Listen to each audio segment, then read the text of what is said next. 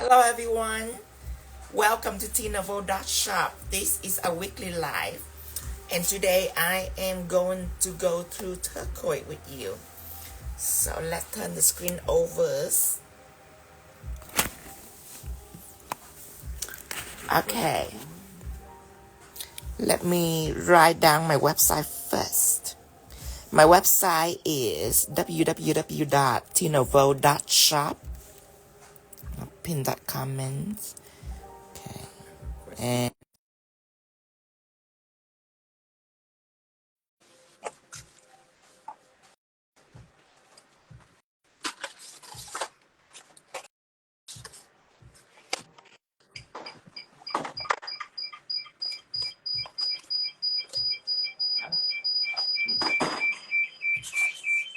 turn the mic off.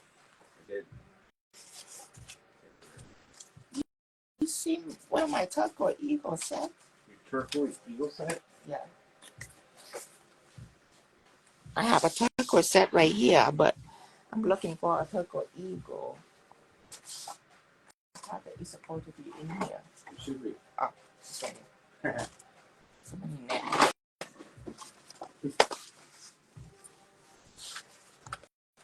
I need to put these on the board too. There's so many of them. Yeah. Look, you guys, the fun.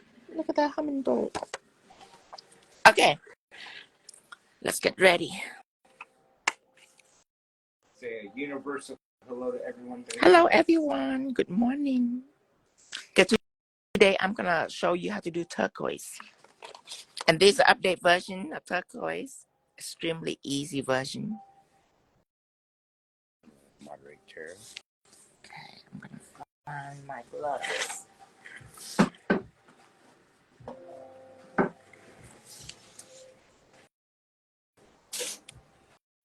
Hi, Kenya. Hello, hello.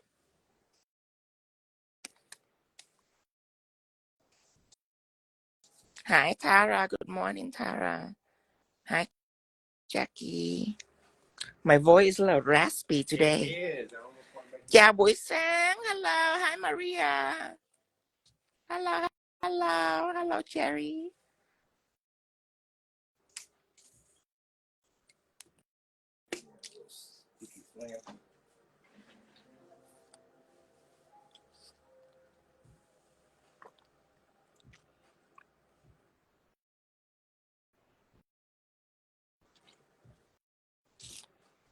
Okay. So first, you need a turquoise color. That's the easy part. Gonna use this. If you want to mix a little white, you can.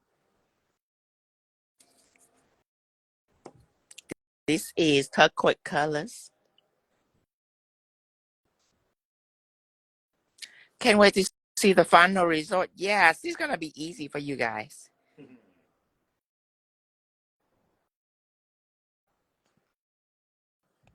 You don't have to involve any filing or drilling like last year. Okay. So you see this turquoise color now. I'm gonna take it now. I'm gonna mix with white just for you to see the different version of it. At the end, I want to try to do a turquoise bow.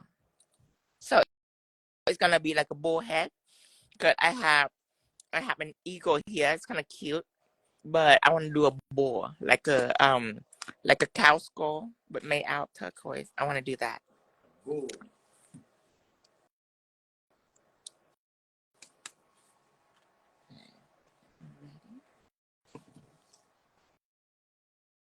Hi, angels. Okay, I'm gonna mix with white. So this one, take it out. I'm gonna mix with white.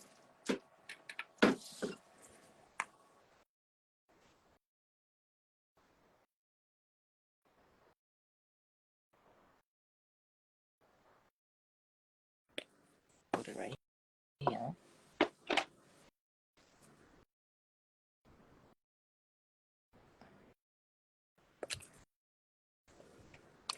Okay, this pigment base I'm mixing in. Now, if you're attracted to this kind of tone, you can also use that. And we can always maneuver the different color shade with pigment later on too. So I'm gonna start out with 2 shades for you. 2 shades. Yeah, there is a pure shade. It's a little dark, so I know somebody prefer lighter turquoise.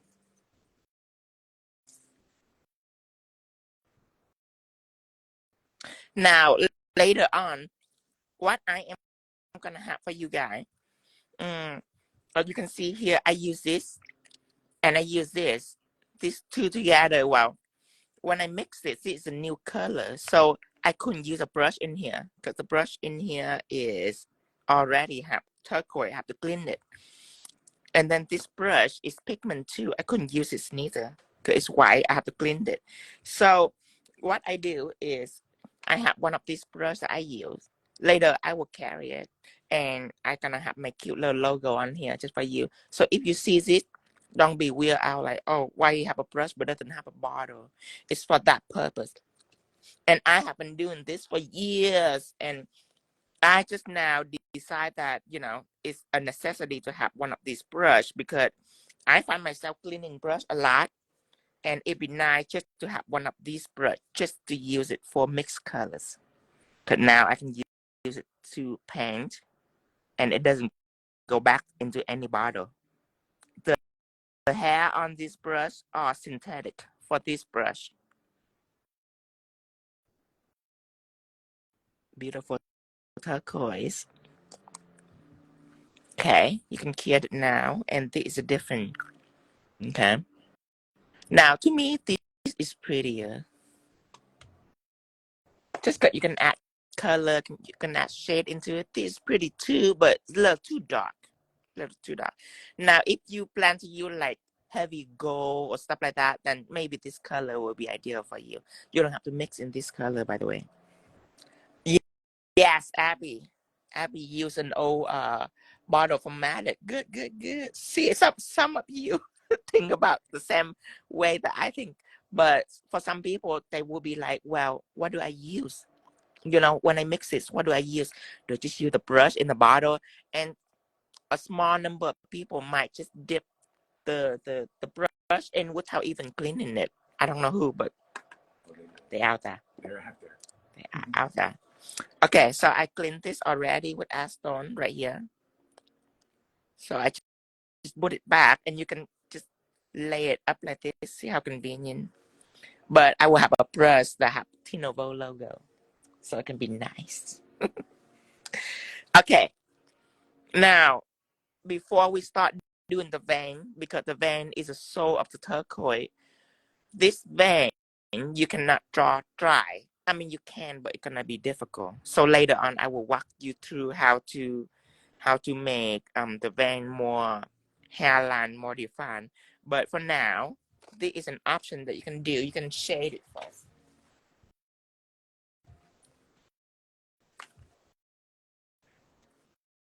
Like, let me see. I'm gonna use my pressed white pigment.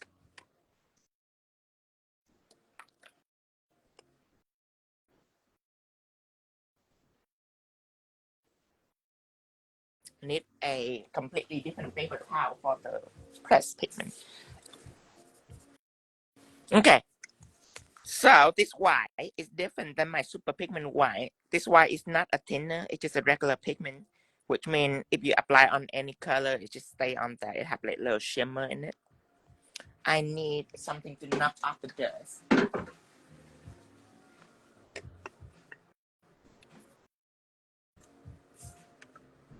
Okay.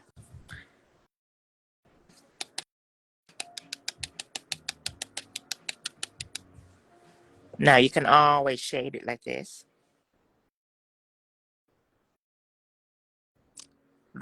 Random places.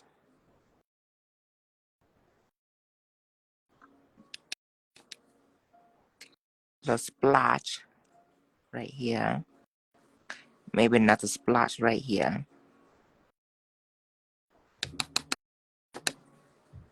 Now you can blend it together.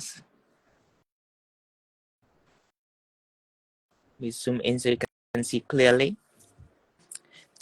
You know, these now are just you show are simply gorgeous. Thank you, Sylvia. Thank you.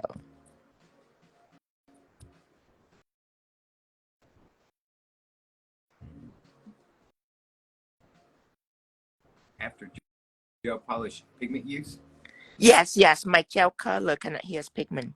See how nice and dry it is? It's still sticky, but it's not like wet.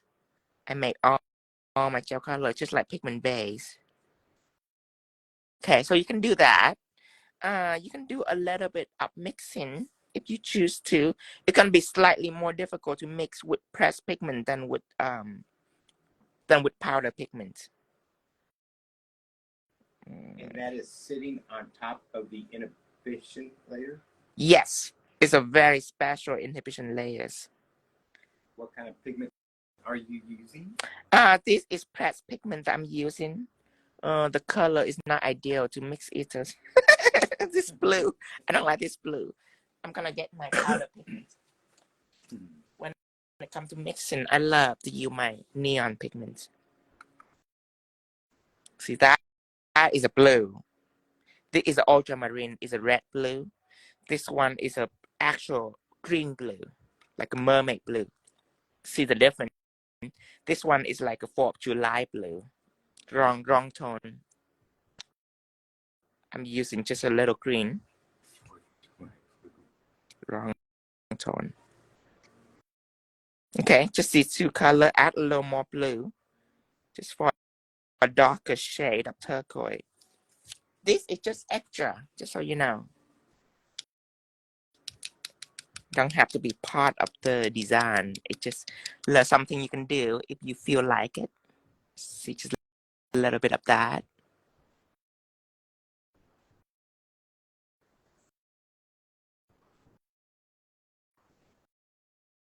Lux Nails by Lisa says I have missed everybody.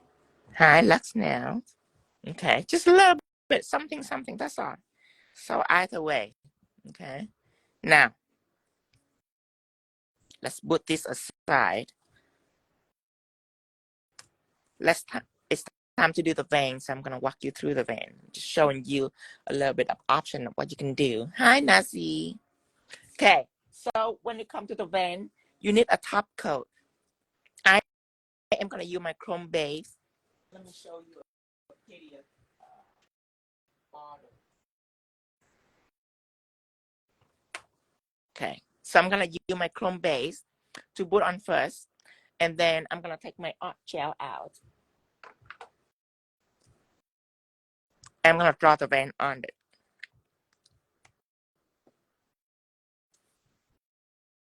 Let's start with these nails. And this is a new bottle, so I make sure that I really stir it up just to wake up all the ingredient. Trước khi làm ombre, em có lau sơn không em? Em không có lau sơn tại vì cái này của em, cái keo này của em, cái inhibition layer, tức là cái lớp ở trên đó. Cái đó là rất là quan trọng cho pigment, cho nên mình không có lau sơn. Nếu mà lau là đi hết là không có bỏ pigment lên được. Okay. So I am going to use chrome base to apply, and in a second I will explain for you why I don't use sanded.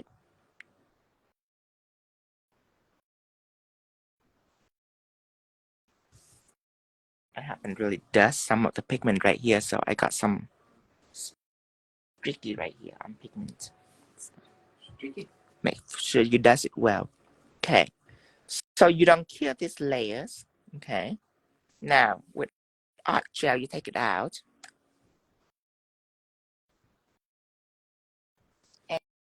and you need a palette.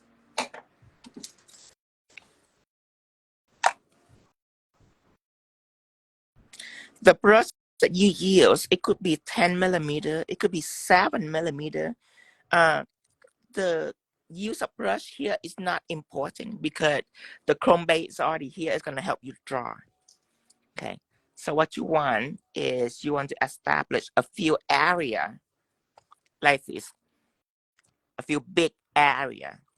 You know, you want to dot a little bit right here, a little bit right here. You want to dot a little bit right here, and then later you're going to connect these together to make little pebble. You see little space right here. These are, I call, little piece of rock pushed together.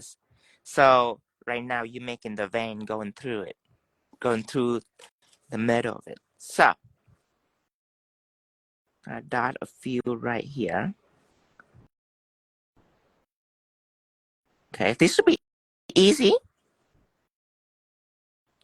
Don't apply too much gel pen. Remember, you want it to keep properly. So you can stroke and make it bigger, but don't put on a whole bunch like this. You don't want that much gels. Okay, so I established a few big spots. Okay, now I'm gonna draw through. Look at this. I'm gonna touch my brush with just a head, and I'm gonna connect to. See how easy? Now this line is super thin, and you have to know that if you draw on a dry surface, now you have to rely on your pressure.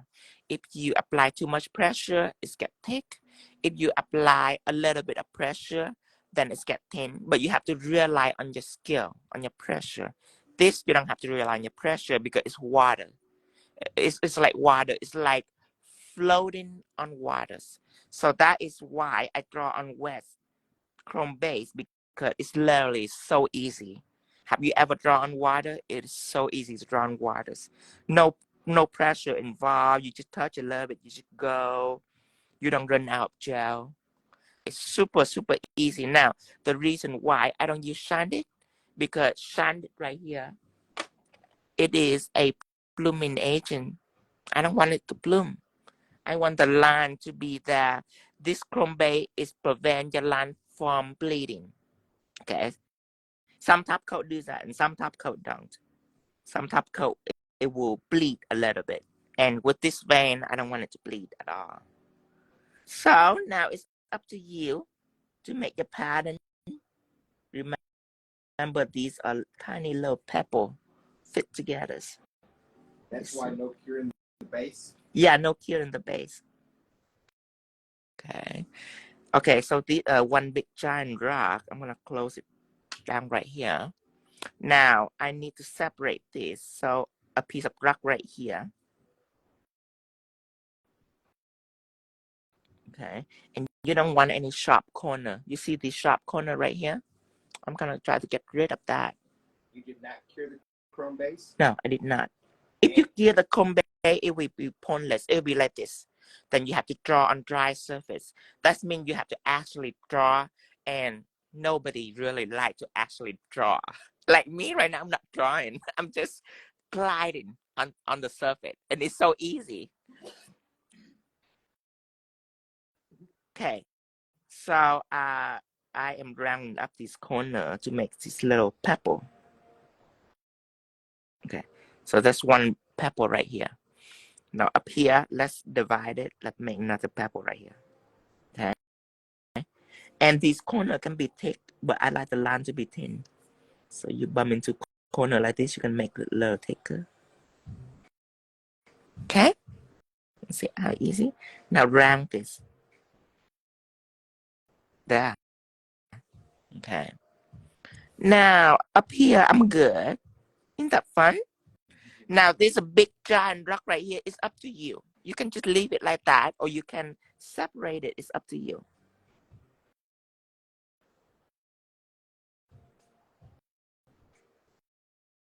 It's a lot of base in the bottom.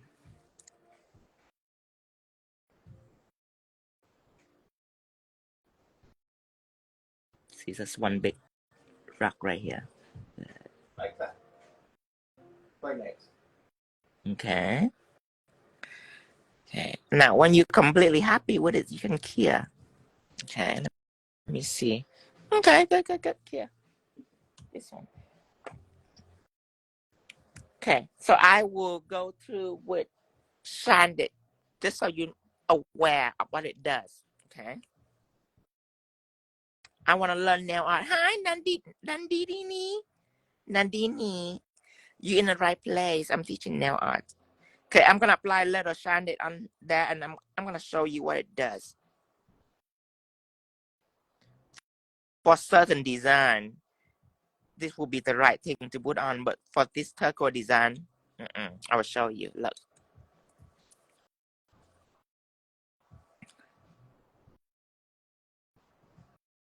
Well, I use art gel, so maybe I'm lucky it doesn't bleed, but we'll see. Will you cure the next nail? This one, I'm not curing. I'm still not curing. When you do turquoise vein, you don't cure your base. Because then if you cure your base, then you don't need a base. You just draw on dry surface, which is harder. The reason why I put a base on, so I can draw easier. I can glide through that. Now, see this vein, it's already starts bleeding. Okay? Not attractive for turquoise. For turquoise, you need nice thin vein like this. Vein that people look at, they like, how do you draw that? It's so intricate. That's what you want. Okay, vein like this, sharp like this, but you see it's already start blending. So this is a no-go. Just want to warn you about certain kind of base that you choose to put on. It matters. So now this become like smoke or marble, but it's not. It's not turquoise. It's not turquoise stone. Yeah, I don't think I need to go any further. You already see it start blending. Okay. So the moment you see this, there is no chasing that. Doesn't matter how fast you draw, it's gonna start bleeding out. Okay. No. Okay, I'm gonna erase that. And then I'm gonna use the same technique with chrome base this time to finish my turquoise, and I will show you my shading. And then at the end, I would draw these. I would do the 3D turquoise bullhead cow skull. 3D turquoise cow skull.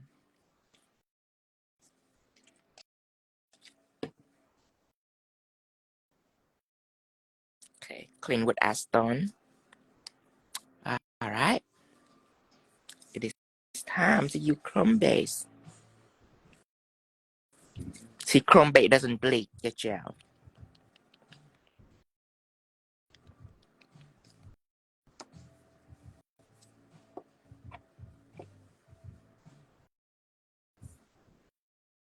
Now,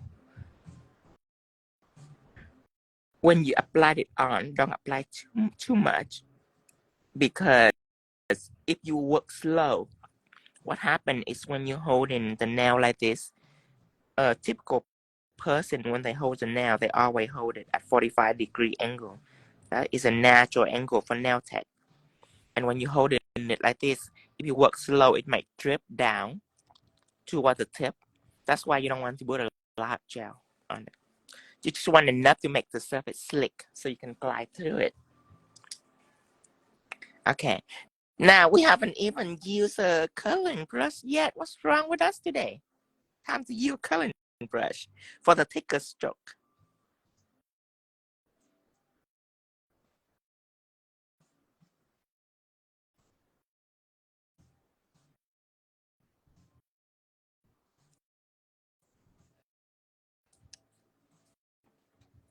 See, right now, I have no direction. I'm just wiggle. It's like tattooing. Just tapping it a little bit.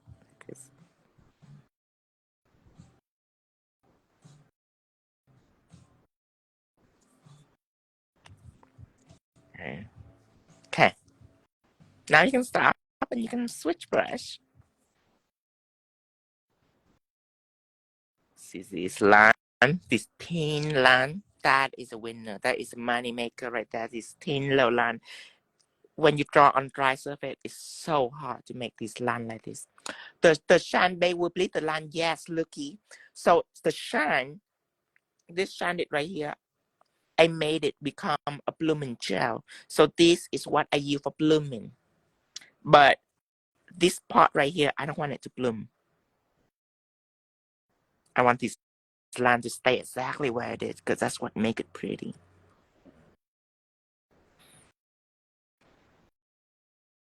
One pebble, two pebble, three pebble, four pebble. See? You just have to look at it as a negative space. The black is a negative space. And the turquoise is little pebble.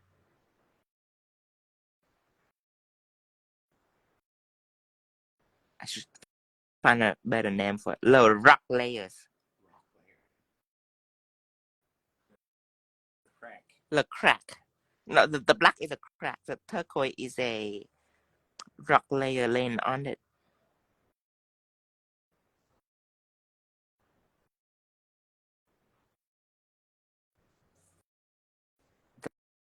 wood is your whatever you like, whatever pattern you choose. And Hippie Love, if you're gonna purchase one of those lights and he's charging more than $99.99, before you purchase, let me know. Yes.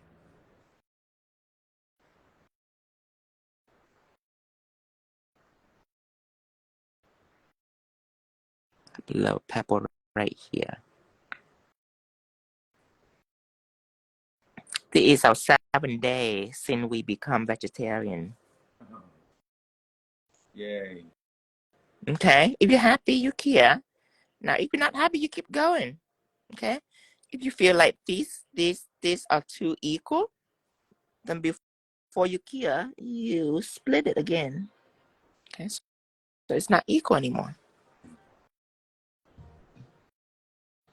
Tiny little pebble in between these and this.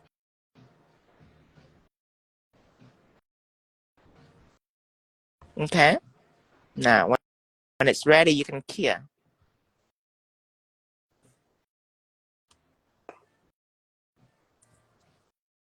No meat. We eat vegetable for a few days and we just feel so good, so we decide to become vegetarian. We do that before. We're vegetarian for 2 years. We're not vegetarian because we don't want animal assassin or whatever the reason is for those PETA people. The reason why we're vegetarian just because it makes us feel good. So of course we still eat fish. Like tonight we're gonna go for sushi. It's still vegetarian because it's fish and vegetable. No red meat, no pork, no chicken neither. It's just good to kind of cleanse your system once in a while. Yeah. It won't be forever, I hope. Okay, now for something light like this, I want to do a little extra. I want to shade it a little bit. Up to you. You don't have to, but it's up to you. If I want to shade it, since I mix this turquoise with white, since I mix these two colors together, now when it comes for the shading, I just use just this. Same technique when I draw like the face. When I draw the face, I pick one of my nude and I mix white in it. So when I shade, I just use the original colors. So Remy wanted to know, can I use old eyeshadow palette instead of pigment because I'm short on money? Now, we have not tried it, but you can. It may work. Yes. When you use eyeshadow palette, you don't want any shimmer into it. You want any obvious shimmer. Like you want just anything that look like the colors. Now, when I use my pressed pigment, you might be able to use your eyeshadow similarly because this is not really that quality of a pigment because it's from China. Now, this pigment, you cannot replace it with anything. This is Indian pigment. The quality that is produced, you cannot compare it with any other product unless it come from India. And when it comes to cosmetic, not a lot come from India. It's come from art. A lot of Indian pigment they supply for artists. So this pigment, when you see me use it, you can find eyeshadow and try to replace it, but not the other one. Okay. So now I'm gonna shade it with a coloring brush.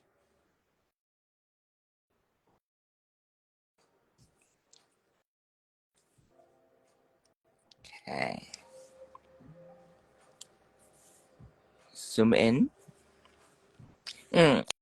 Is it possible to use gold shade so that it look like shade with gold? Yes. Bara Bastille. Later on, I haven't asked the gold yet, but later on I will. And I will do 2-way. One easy way, just for people that doesn't like to spend time on special effect. And then I will show you the chrome gold. So I will show you 2-way. And yeah, you can apply gold flake too. But for this, I only want the gold to fit into right at the black. I don't want it to be sporadic. So I will not use flake for this time because I don't want it. I want to control the amount of gold that go in it. So let's shade. Let's shade it. So coloring brush and turquoise, I'm going in.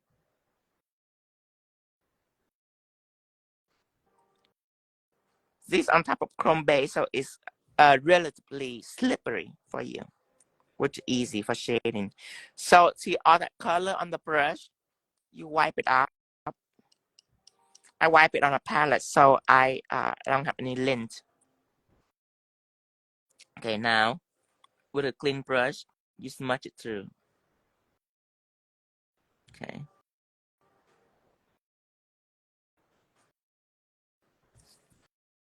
That's way number 1.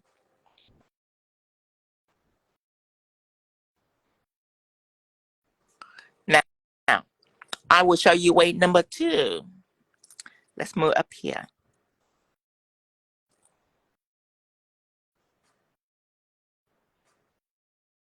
Again, with a coloring brush, don't put too much. When you plan to blend something, don't put too much gel. You just put a thin layer of gel. If you want it to be darker in here, then you can come back and put more gel in. But you don't want to start out with a lot because then it'll be difficult for you to blend it out. Now, way number 2 is ombre brush. Dry, clean ombre brush with nothing on it. Let's blend it out.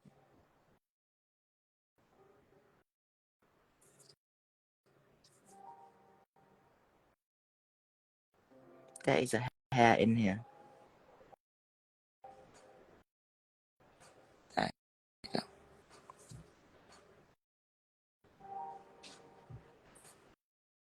Okay, so that's way number 2.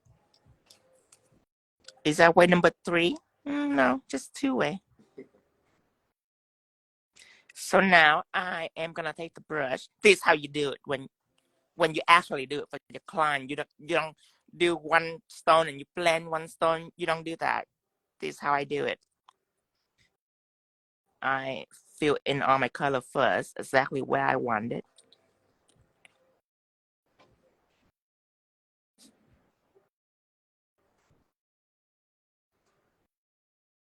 And then now I shade. So that's how you do it with client. But when you're alone, you can just experiment, different way, stuff like that.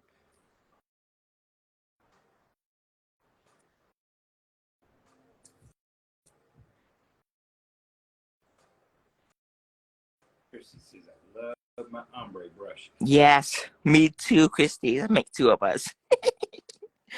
I do so much blending just because things are prettier when they blend. Always. Okay?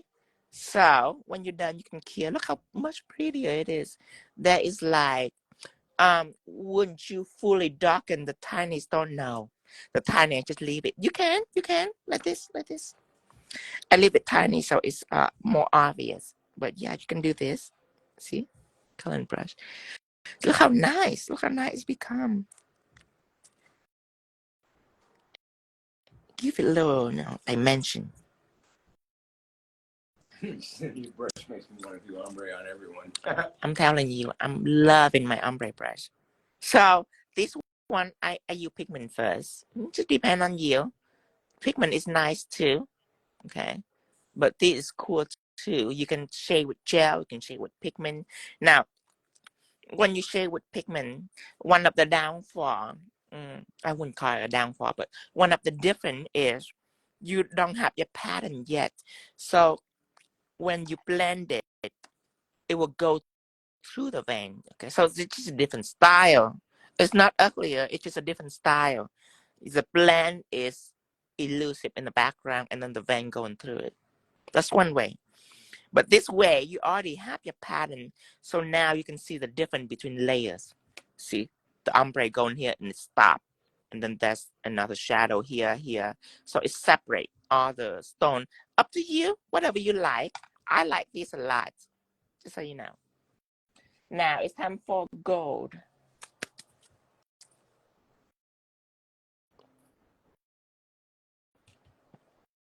Oh, I forgot.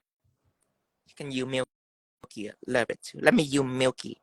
So you want to explore all your different options so you know what to use.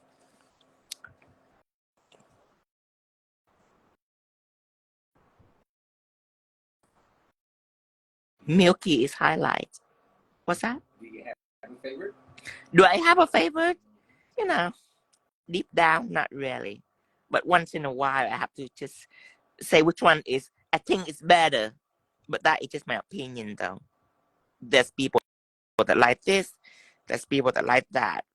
Different, different stroke for different stroke for different fork. Different fork. Folks. Different stroke for different folks. We should leave that word alone. I should leave that word alone. Yeah, different stroke for different peoples.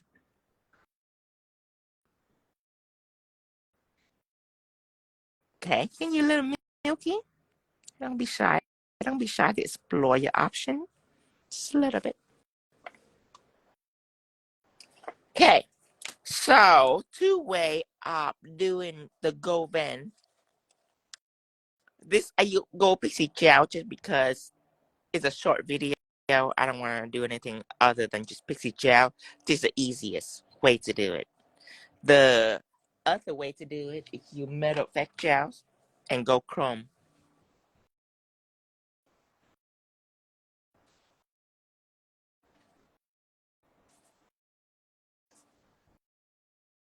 But I'm out of gold chrome. So you can use bronze chrome. All right, Christy. I'll see you later. Have fun with your client. And it's on TikTok. It's on YouTube too, Chrissy. Tara posts on YouTube. So you can just like pause in between. Okay. So let's try the easy way first, and then we try the hard way. The easy way is to matte this or shine it. It's up to you. I know how you are with matte and shine. It's a battle. It's a internal battle for matte and shine. I like matte. I said what I said. What about using matte if you don't have chrome base? Will it still run? That's a very, very good question. It should not run on you. Matte shouldn't run on you. Thank you for asking that question. I know matte well. I know my matte well. But most matte is, it doesn't run. A matte shouldn't run. That would be weird if it run. That would be like a new product. Okay, matte this. See how it's completely matte? Okay. And then I would go Pixie Gel on that. This is for people that just want to whip up the look really quick. Just doesn't have time for any extra. Just whip it up. Then go Pixie Gel for you. Go Pixie Gel. It doesn't need any top coat. You can just draw it on and you're done. All shiny for 4 weeks. So that is a quick way. I'm gonna use that first, and then I will explain for you the complicated way, just for artists who love special effects, who love to show off, you know.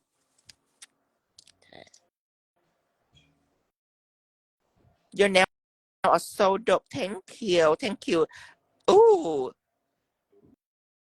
Coach chocolate Coca Latte Delight. Oh, Chocolate Delight. Thank you, Chocolate Delight. Okay, so go Pixie Gels. Chocolate Delight. Chocolate Delight. That's how I'm gonna say it. I know she loved the way I said it. I think we all love everything you do. Okay, so it's time. Going in. This is a 7mm. I prefer to use 7mm for sparkle like this. You can manage the particle easier than the long liner brush. I will only fit it right into the black. That, to me, that is how it should work, because you can find gold in the vein. You shouldn't find gold in here. It'd be a little weird to me, but that's just reference though. You can do whatever. Now, if you don't want, if your mission is not to fit the gold into this little black line right here, that's why you have to start out big so you can fit the gold in. If you don't want that, then before you do the line, you can just take some gold flake and dab on your foundation, and then you can just apply chrome base and then put your line on. I'll do a nail like that too later.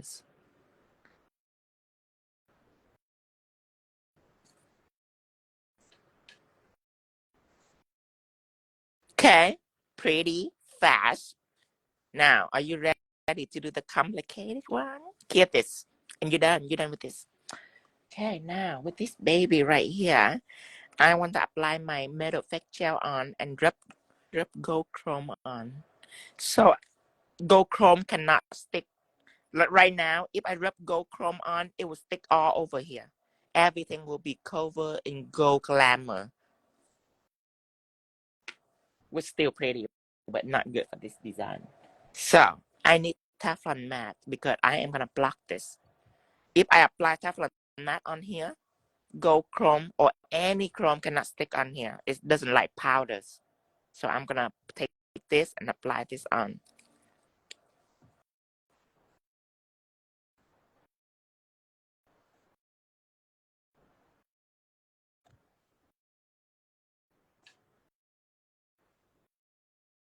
Now I wanna cure this for 60 seconds. And while this one cure, I am gonna Google, oh, this WhatsApp group. I will show you at the end. I am gonna Google cow skull. Cow skull? I'm gonna make a turquoise cow skull. So this beauty right here, I want it. I never make a turquoise cow skull before. So my first time today. On live. We will see. Okay, let's pick one. I like, oh, this one looks scary. Oh, they all look scary. Oh, I like this one. You like them all? Oh, oh, like this one. Yeah. Okay. Yeah. Snap. So it's gonna be turquoise in the skull. Okay, Teflon Matte is on. Now, for beginner, I will show you what's happening right here. I'm gonna take some chrome, apply it on. All right, beginner, pay attention. Now, I am gonna put on gold chrome right here. See, it doesn't stick. That is a purpose of Teflon Matte. Is that it's make the gold chrome don't stick to the background. Can you please make Libra team now? Yes, I will make Libra on Libra birthday.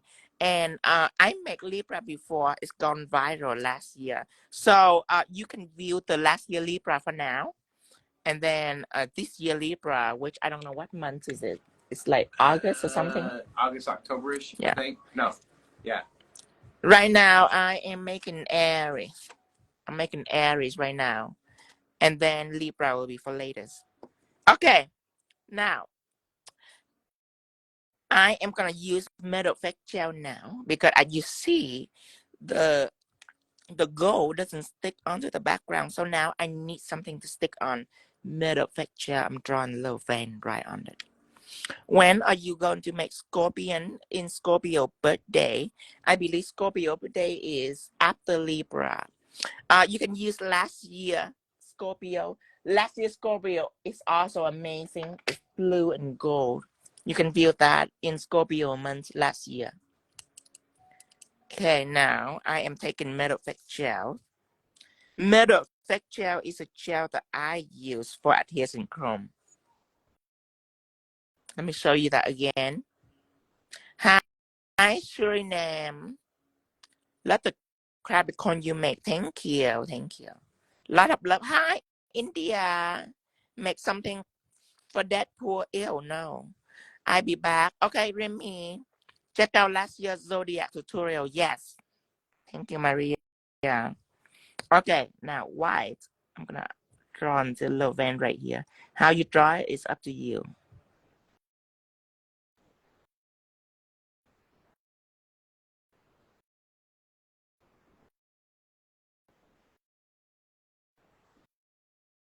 Okay, little vein right here too. No Discord. Why Discord? It's like Twitter, I think. Don't quote me on that. Oh, It's just a platform I where- thread again. I'm a threader again now, but just once in a while. Hi, Mary. Okay, Mary. So this is a fast finish.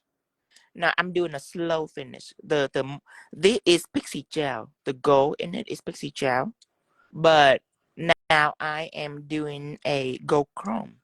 So that's what I'm doing is put on metal effect gel, so I can drop chrome on, and I already blocked the chrome from the background with Teflon Matte. So now the chrome only will stick onto this gel that I'm putting on. Are you still using the 7mm brush? Yes, yes. So it's that Discord's like a messaging app with extra things. It's like where you build a community. Okay. Ish.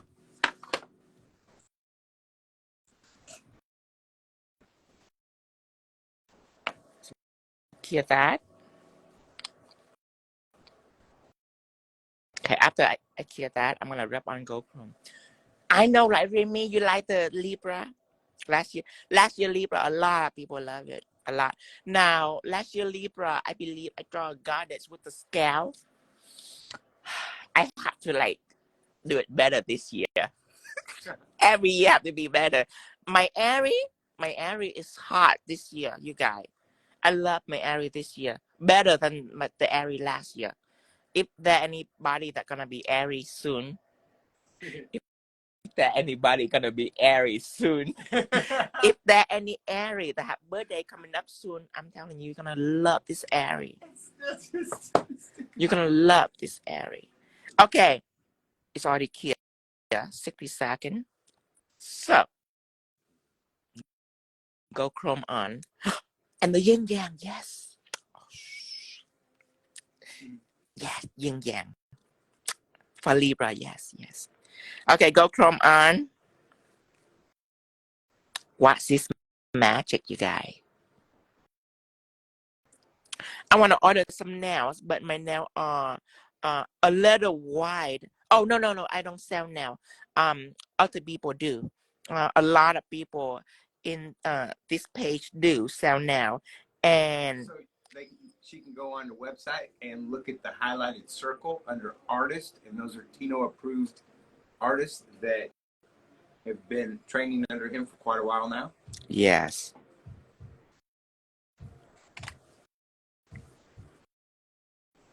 Okay, that's this. Okay, so now you have your gold, look, and because this is gel, you can draw it as small as possible. You see how crazy detail right here? That is what you can do if you use gel. Now you use Pixie Gel, it's not gonna be as refined. It's gonna be really quick for you. But this is a more intricate way. Of course, the way you charge will be different though. This will be a little more expensive. How you charge it, that's up to you. You can charge $10 fingers and charge more. I believe that a whole set like this, about $100 is reasonable because you can do it really fast. But for big CD, you can always charge more, especially when you do it a little differently. If it's not all the same, usually when it comes to nail, I find that if it's all the same nail, then it's gonna be really fast. But if you're gonna do like ombre and little tips, all that, it's gonna be a little slower, so you can charge more if you doesn't do everything the same way. Like right here, when I do my ombre right here, I will show you how to do the ombre, and then I'm gonna jump into the cow skull. So I need nothing now.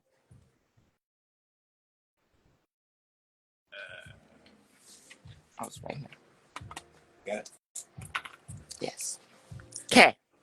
Let me do an ombre turquoise. Okay.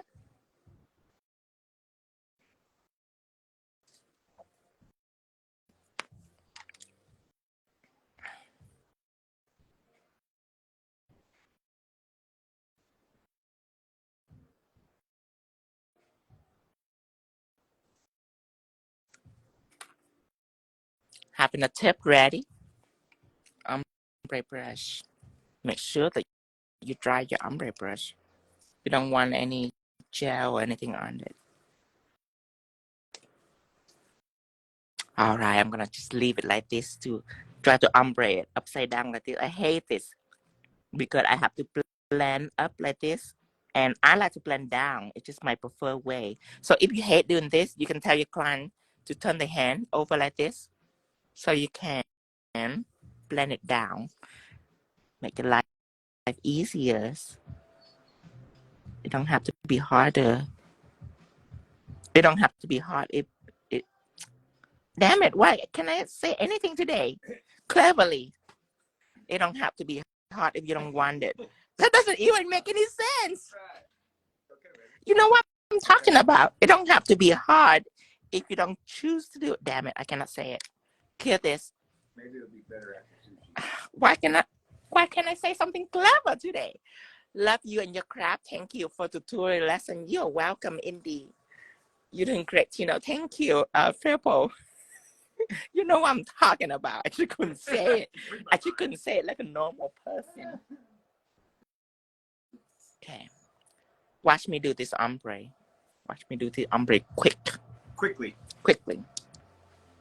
One thing about when I do it quick is you gotta know your step. Why it's clear I'm taking out chrome base, because that's exactly what I'm gonna do after. Can I use any brush or should I use a specific one? For this tutorial, when I do the line, any line of brush would do.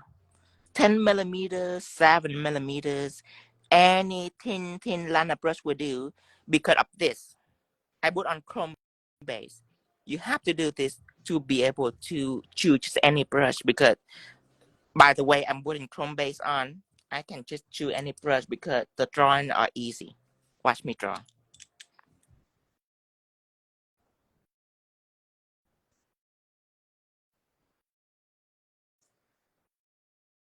Yes, the tutorial will be posted later, and Hippie Love. The glue dots last quite a while, but eventually you will have to change them out. Yeah, to me, the glue dot lasts me like 5 different sets. It's really strong, that little things. You can find glue dot in like Walmart or Kmart or just your local store.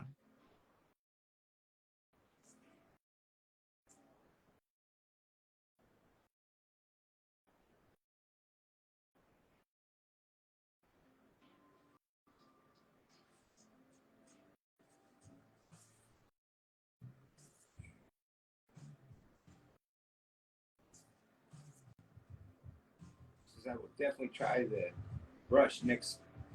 I use the sponge, but it comes out weird. Always make sure you cure and then responge. You're talking about ombre? Yeah. Oh. Now the sponge you can do too. It's one of my methods for sponge. It just sponge it. You cannot do with a lot gel because if you have a lot gel, it's gonna be splotchy. That's one thing. It become out weird. It's splotchy. So you do little amount of gel. That's why the type of gel you use have to be perfect. Like my gel right here, gel polish, perfect. You can use if you have gel polish, like let's say if you have something watery, like let's say OBI or something like that, that is not opaque, it's kind of in between, it's kind of milky. You have to apply like 3 different coats on. That's not perfect for ombre because then you have to apply a lot and it's not gonna work with sponge. With sponge, it needs to be light. That's why you need a gel that are opaque. That's rule number 1. If you don't have this kind of gel, then you can just get gel paint. It's low thicker, but yeah, you have to choose a good material for sponge and be light on pressure. Now, this on, let's go ahead and shade it a little bit, and then we pop in the ombre real quick. Just pop it in. So this is turquoise gel color that I just showed you without mixing in with white.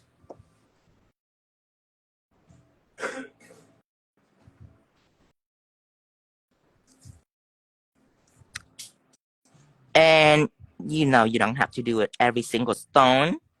You can just do a few. Don't think too much about this.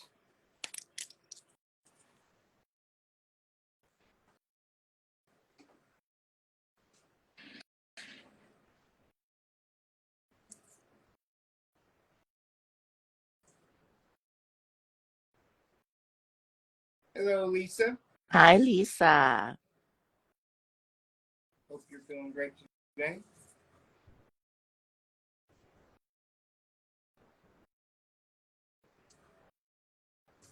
Okay, another one.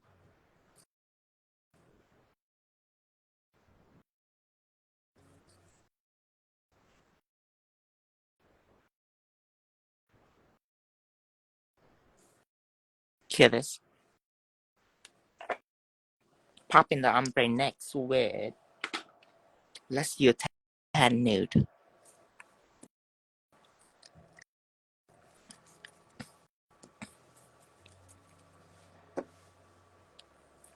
Top gel Tan Nude.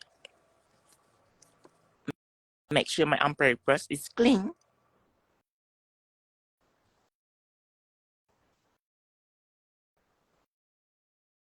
And I'm gonna put our little top coat just in case if I need it. But I'm not gonna use top coat first. I'm just gonna put a little top coat right here just in case if I need it. But for now, my ombre have to be clean. No top coat. No nothing. Just clean brush. Now apply gel on to about right here.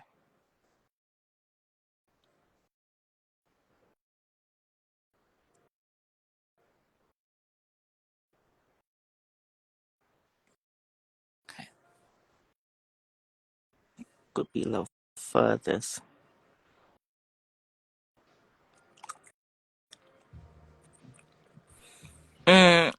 When you polish, okay, let me do it again so I can show you. When you polish, if you ever bump into this situation where there is a lot at the bottom like this, just because you stop, you see that? You don't want to ombre that. Too much gel. Imagine you try to drag out the edge and right here there's a lot of gel. You don't want that. You take a flat brush and you remove that. You don't want that much gel on the bottom. Nice and flat. There. You want to ombre that. Nice and thin. You take your ombre brush with nothing on it and you blend it out. Just the edge. Don't go up here. You have no business going up here. Just on the edge and you just blend it down. Since black color is involved in the background, it's very strong. So you need maybe 3 layers to completely cover these black colors. Okay. Here. See how fast it is? Just a little bit. It is cranking out fast. See, I haven't even used my top coat yet. Let me just put it on the side so you're not confused. I only use top coat if I say so. But so far, I'm not touching my top coat. Let's go ahead and put another layer on. It's for emergency. When you get down here and you are too dry, at that point, you might use top coat. Just a little bit of top coat.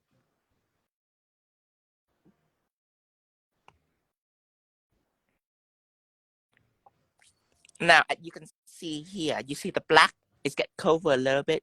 You need at least another layer. You need the black to be dimmer, so it make the ombre effect more fabulous. Yeah, just a little ombre. See that? So easy. Yeah. So just throwing this out there, you thinking Wayo or Suit or Village? Sushi village. Sushi village. Or whatever. I had an idea. I want to point out one thing for you. If you done this marble and the way I do it, I don't take a lot of gel. But if you have like a lot of gel and it gets really bumpy right here, where there's a lot of black right here and the top coat is just not really thin, you want to top coat it first before you ombre, because if your surface is bumpy, then your ombre will be bumpy. So if if it's not nice and flat, see how nice and flat my turquoise is. If it's not like that, you want to top coat first. Then you can start your ombre process, if that makes sense. Have fun, chocolate delight. I'll see you later. It's gonna be available on YouTube for you. 60 seconds is cure time. Yeah, 60 seconds. Okay, my this will be my last layer of ombre, so I want to pay more attention, make it really nice. Pay more attention to the ombre too. Let's zoom it in so you can see it at the microscopic levels. Not even your client will have the privilege of seeing this, because this is really big, microscopic. Usually people don't see now this. Usually people eye doesn't zoom into. I cannot explain anything today. Usually people eye couldn't zoom in this far. It's only work on camera. Just for you to examine all the details here.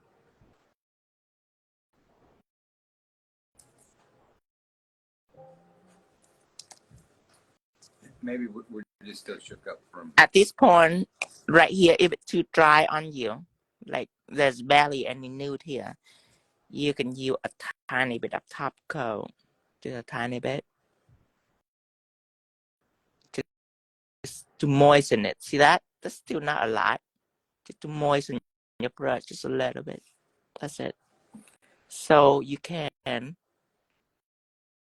drag it out further. It's barely anything at all here. So that's the ombre. Now we are ready for cow skull next. Cow skull. A cow skull. I never did this before. I'm gonna have to use silicone for this. I can also use Clay Dohs. It just depends on what I'm going for. Let's use Clay Doh then. Okay, let's top coat this real quick. Matte. You can use shine if you want to. You have free will. You can use shine. Hello, pretty cool from India. Okay. Smoothen it out.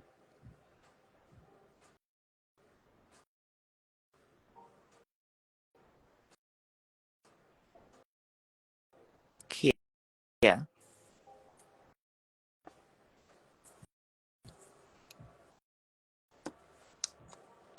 Clay Doh? Okay, he be left say definitely Clay Doh.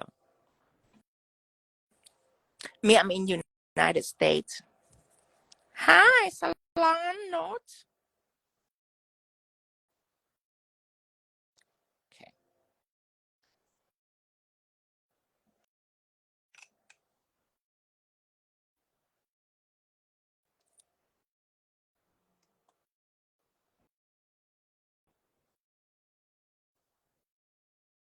And I'm just gonna apply Pixie Gel, nothing complicated. You're just really making everything sound so simple. Everything is simple. That's what life is supposed to be, right, you guys? Just a tiny bit of Pixie Gel.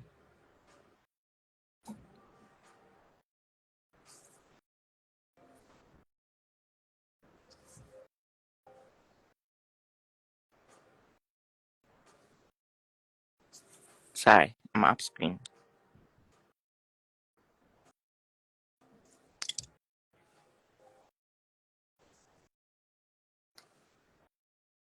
Okay. Now, cow skull, we're gonna start out with a white background. Why are you always like shake the gel with the brush when you apply it? Let me show you two different strokes so you know. In nail design and in painting from all aspect. I will show you two different strokes. One is a wiggle and one is a stroke. This is a wiggle. Okay. Let me make sure that there's not a lot of gel in my brush, so I can exaggerate what I'm doing so you understand. I don't have a lot of gel on my brush. Now, I will show you the stroke first. Okay, this is a stroke. That's a stroke. Okay. Let me zoom in so you can see the stroke. That is a stroke. I don't have a lot of gel on here, so I'm doing it lightly just to show you. Yeah, that is a stroke. Okay, it's weaker. I will show you the wiggle. This is a wiggle. Okay, strongest. So when I apply gels, my first thing, because right now there's no gel on to the nail, so my first thing is never stroke. You know, sometimes I forgot and I stroke, but stroke is a weak stroke. Stroke is weak for smoothing. My first thing is worry about having a lot of gel on here, cover all areas. So I'm starting now with wiggle and make sure that the whole thing covered with gel. See, all area covered with gel. Now I stroke. So a wiggle is a strong stroke. It's a strong move. It makes sure that it squeezes all the gel off your brush. So you don't have to waste time doing this forever. You can just wiggle all the gel out. Now I am going with a stroke because a stroke is weak. So it's smoothing it. Make the surface flawless. That is a two-step process. When you are a beginner, it will easier for you to adapt this process because it will build a very healthy muscle memory for you later on. Now, if you do now for several years, it'll be harder for you to adapt to this process. Like sometimes I still forget to wiggles, but the two-step process is very healthy for you to learn because when you do now, when you become a robotic and polish your fingers, some people take 10 minutes to polish 10 fingers. Some people only take 5 minutes to polish 5 or 10 fingers. And I'm telling you, the two-step process will make your technique more organized. And the way you polish your finger, if you have a good, healthy muscle memory, you polish really fast. I know people that some people only require 4 minutes to polish 10 long fingers. And the way they polish is like this. Because they're systematic. Systematic. They wiggle, stroke 1, stroke 2, stroke 3, move on to different fingers. And then there's people that stroke 4 times and then go back and fix the cuticle a little bit and stroke 5 more times right here. And then to fix the cuticle a little bit and stroke right here, and maybe that little dust right here, and they re-stroke it. Going back and forth will make your time longer. If you ever practice typing, you will know. You will know that you rather type slow than try to type fast and make mistake. Because if you make mistake, you have to backward. You have to backlash it, and then you have to type it again, and another mistake, you have to bash it again. And later on, you'll find out that if you type slow and correct, it'll be faster than to go back. Yeah. If you learn how to type before, if you type in class, you know the concept well. Your teacher will tell you that. Your teacher, okay, if you try to do fast and you make mistake, that's a no-no. Because that's gonna make the time longer for just going back. Same with polish. If you go and to restroke a few times, it can be slower. So it's very good for nail tech to develop a healthy muscle memory. What is my gel is running too much? If I wiggle, not a good gel. That is not a good gel. Work smart, not harder. Yes, work harder. Work smarter, not harder. Try to remember that one. Okay, cow skull. White. Pigment base. 2 fingers. Well, that's not really correct typing. That's not a correct typing. I know what you're talking about. But if you are, you know, you might be too young. If you are a millennial, our generation, we practice typing. I don't know about what is a generation the after millennial or before the Z, the X. You mean before? Gen Z. No, after. Oh, after? Yeah, the babies. I think we're on Z, which is the Z, yeah, the Z one. Yeah. I don't know. Maybe the Z people doesn't practice typing because they were born with computers. Right. But they were born with a cell phone. I don't know if they even use computers, so they probably don't go through that process. But we old people, we go through that process. I remember in class, I learned how to type. That have enlightened me so much in how process work, because many times I'm what impatient. I type really fast, and I'm telling you, my speed never get faster. It's always like 25 per minute, 30 per minute. But when I actually be careful, and it's gonna make me a little slower, but I'm be careful typing, and I can go back 35, 40 per minute. I'm telling you, it's a miracle that's how it's worked, but that's how it's worked. Okay, now, do I like the white? Yes, whatever. Okay, so let's use Clay Doh to make a cow score. Ooh, now, you know that I never dive into it with 3D element. I don't want to do that. I never draw a cow score before. I don't even know if I can do it.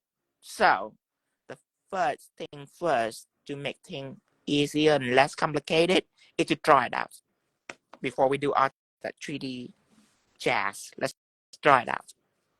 Let's start out with turquoise. The what? The what? For what? Oh, no. Okay. Now, when you zoom in closer, I just want to show you that the cow have two parts.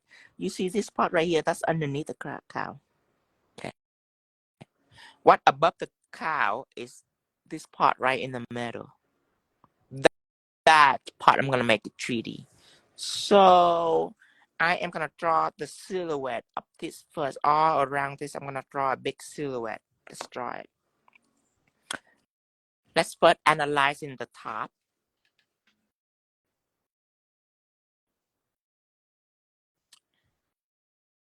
Okay. Across, curve, across.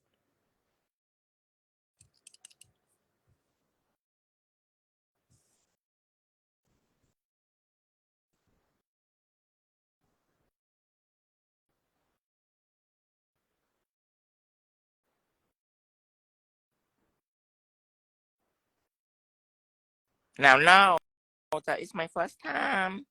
Across, curve.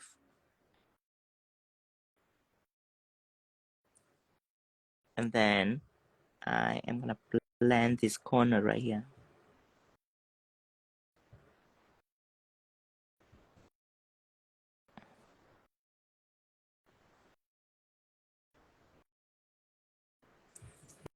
Now, it's going down. Oh, I'm still using the 7mm. I gone down. I could measure the proportion. I don't know if I have to. From here to here equal to from here to here. So this is double space. 1, 2. 1, 2. Okay. Now, oh boy. Okay. I'm gonna draw on my phone. Sacrifice for you. Going down all the way. Step number 1, going down. Step number 2, from here going down to about right here, and then start blending it in.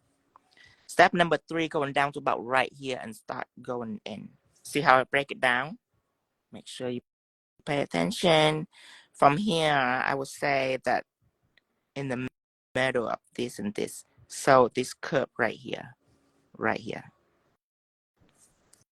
Going down all the way.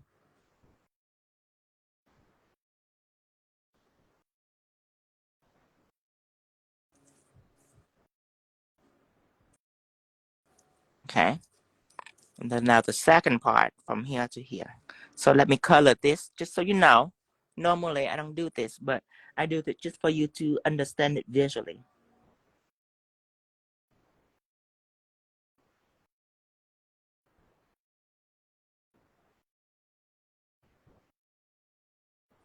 Okay.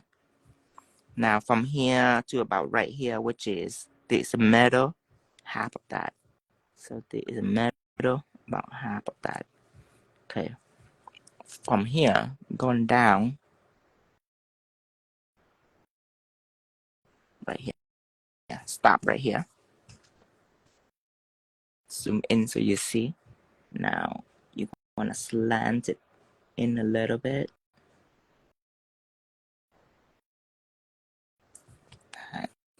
Color it in.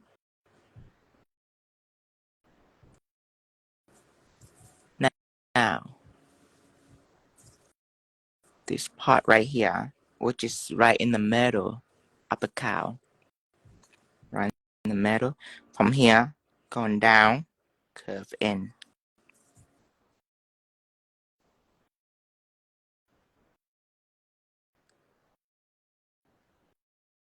Curve in.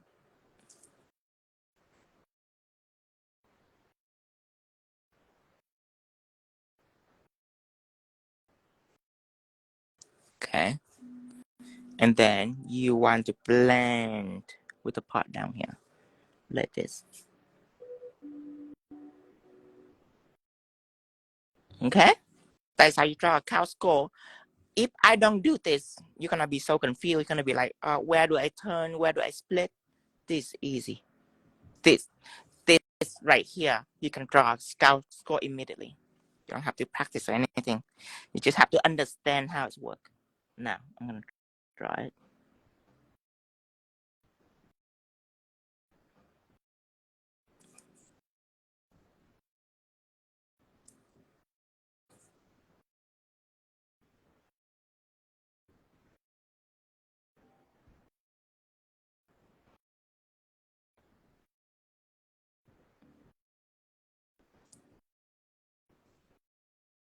And one day you will learn how to break down like this with everything, not just with a certain thing. Everything you see, you will be able to break it down.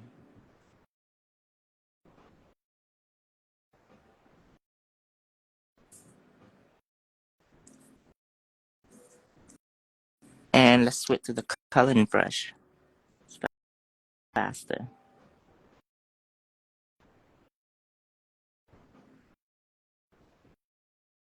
Just light stroke.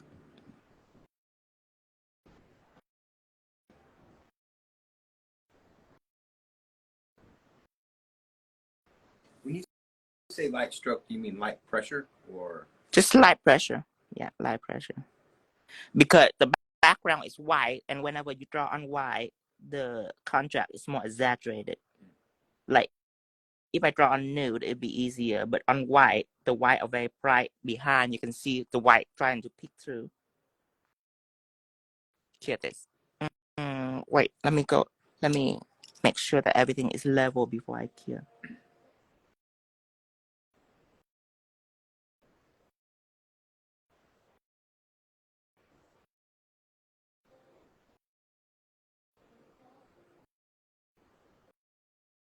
Okay, here.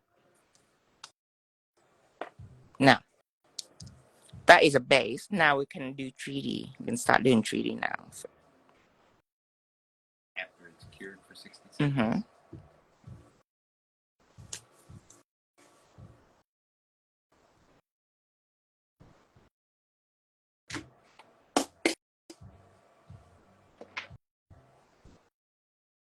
I need this. Hold on. I need green. And I need white. This one glow, so your score might glow. White Clay Dohs. glue Clay Doughs.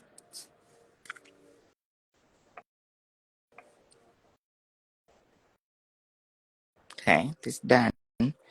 So let me take a little lighter gels and let me mark my position first.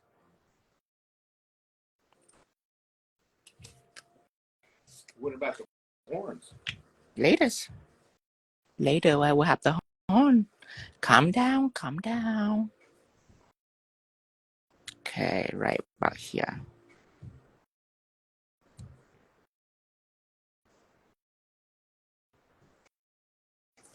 And right here.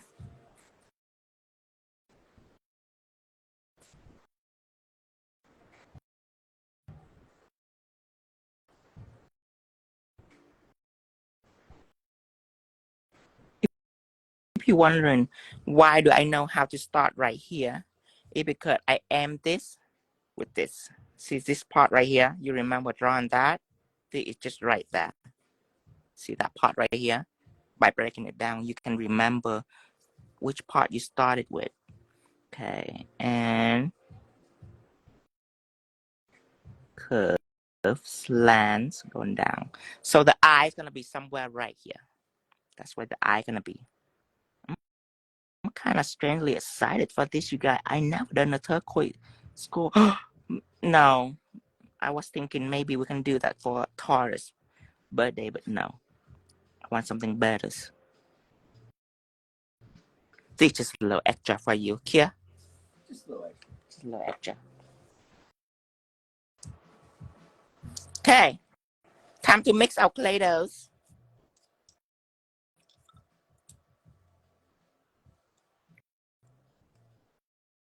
Ooh, that's a lot.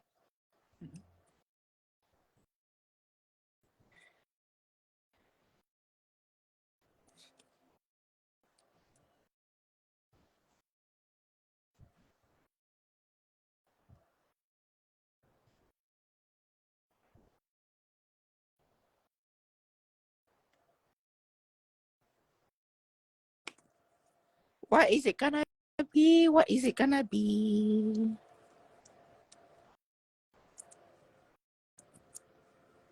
Oh, you know what? What? Damn it. I should mix it with this. It's brighter blue. You know what? I'm gonna mix both just so you can see the difference between colors. Ah, it's okay. It's okay. It's not a bad thing. You guys can see the difference that is make. Add a little more blue. So this is what's this called? So this is blue. Okay, you want to use aqua, but I'll show you the difference. This blue have red tone, close to ultramarine.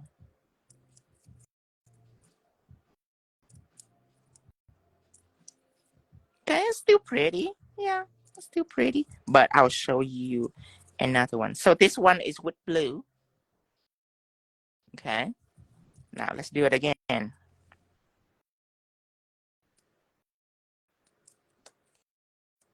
Oh, not aqua.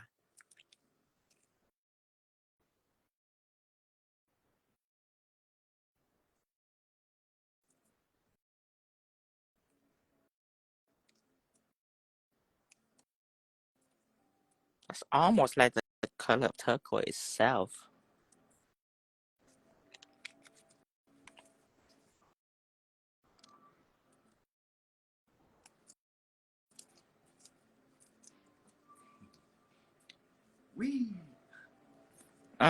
Let's not put too much green. Maybe just a little. Okay, let's see what turned out.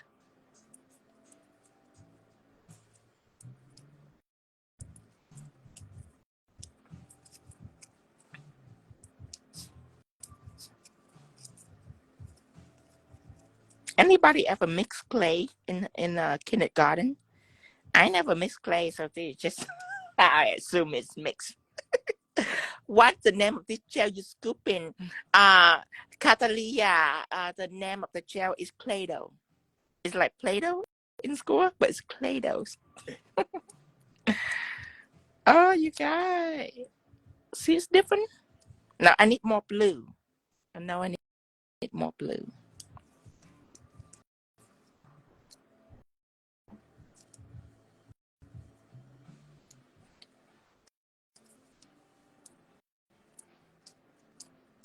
Here, let me turn it in so you see. You see the name. Let me put this one with a different color right here so I can show you the difference. Okay. So when you're done, you're ready to slap it right on the cow skull. Love from Vietnam. Hi, Fiona from Vietnam. It's pretty. I like these colors. I'm gonna use this color. See? See the difference? Slight difference, but to me, this color is nice, bright, vibrant. Different blue. One is red tone, one is green tone. Don't ask me what it means to have a blue in red tone, to have a blue in green tone. Just know that there's many different shades of blue. This one, if you add white, it become periwinkle. This one, if you add white, it become aqua. Different tone.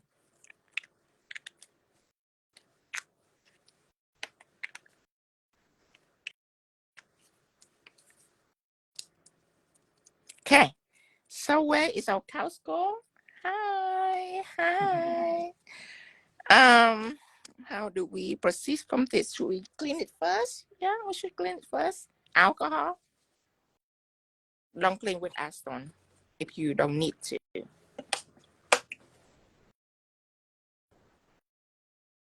Okay. Wipe it off. Fan it a little bit. Okay. I need this. This is a mixer. This is a spatula that I have. And I need this. This is a silicone tool that I have. Next batch, I'm not going to have this sticker. I'm just going to have it without the stickers. Just rip out just a tiny piece. Now, you're going to stick it on here. Just like that. See how easy? So far. So far. This, you can just lay it anywhere. Let's lay it right here.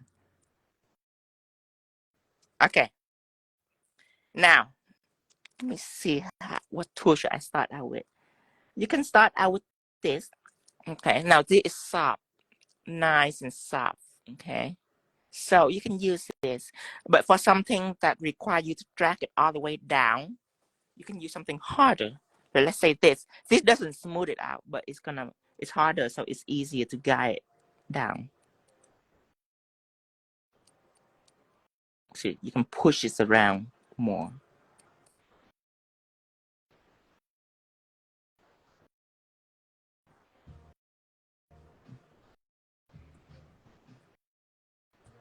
Okay. Then you can use this.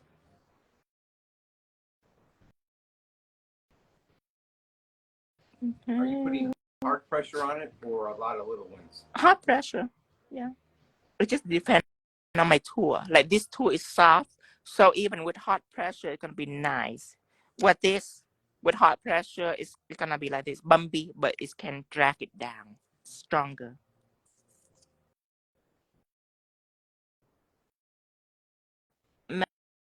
Now I'm not gonna cure this because I have to figure out how to. I'm gonna put on the horn, so I have to figure that out. First, let's go on to the eyes too.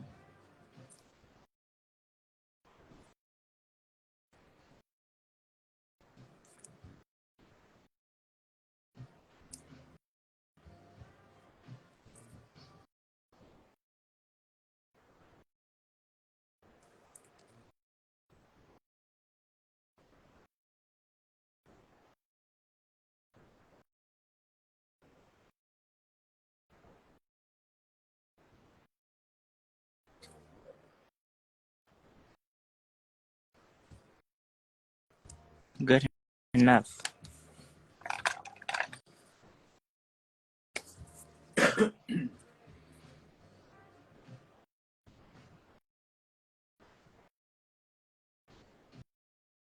Making a little slit for the skull.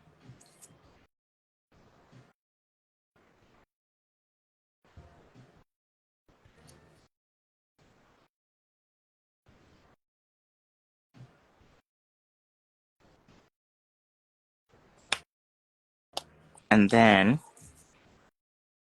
I'm gonna clean up this tool.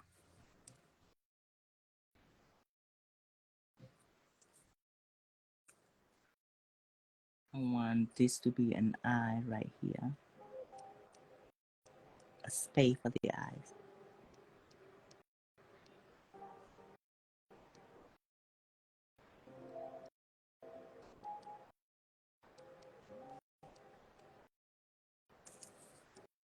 Ooh, do you like it? I like it. Ooh, cute, cute, cute, cute. Another one. Yes, he used alcohol to wipe the surface. Yeah.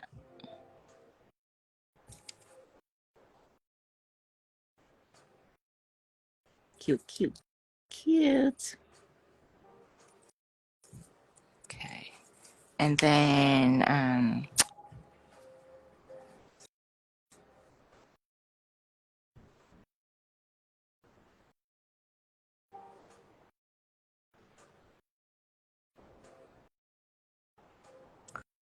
ooh, cute, cute, cute, cute. Okay. It have some of the line over there.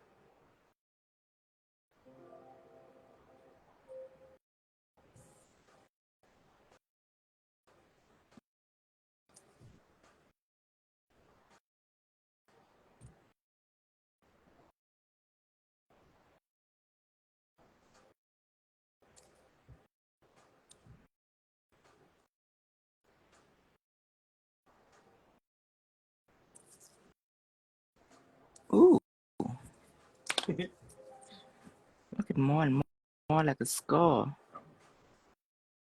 Okay. Now I'm gonna go about with the horn. So with the horn, it's better if I do it in separate piece and clear that. And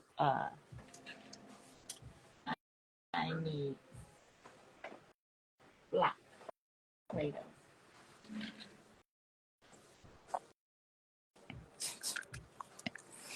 I do want to mix black with a little bit of turquoise,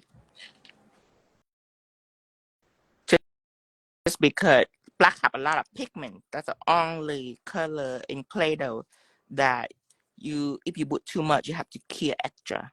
Black have a lot of pigment. The rest fine. Black. If I do something like detail like this, then that's fine. But if I do like a big giant horn, I want it to mix with other things. Either that or I paint it. That's why I use silicone. Usually I use silicone for the horn because silicone is flexible, it don't break. With Clay Doh, it dries solid. So if the horn sticking out, it might break if they bump into anything.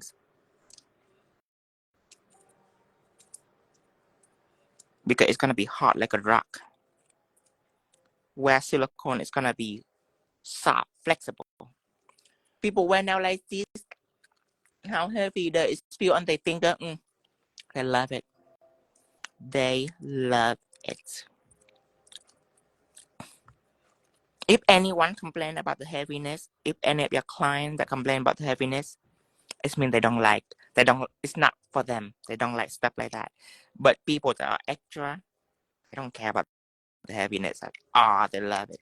They love every second of it. Okay. So with the horn, I'm gonna do it on a baking sheet. Like baking sheet. You mean wax paper type? Wax paper, yeah. Like thing like this where the sticker, where it's like a sticker backing, you can use that. Mm-hmm. Let's put that on the side.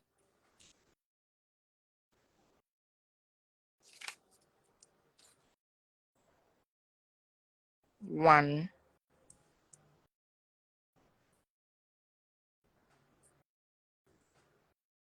2. You know what? I'm gonna use all of it. I'm gonna make a big cone. Okay. When it seems like it might be equal, it's time to roll it out. I don't need to show you that. You know how to roll it out. You did it in kindergarten. Run to a circle, run to a circle.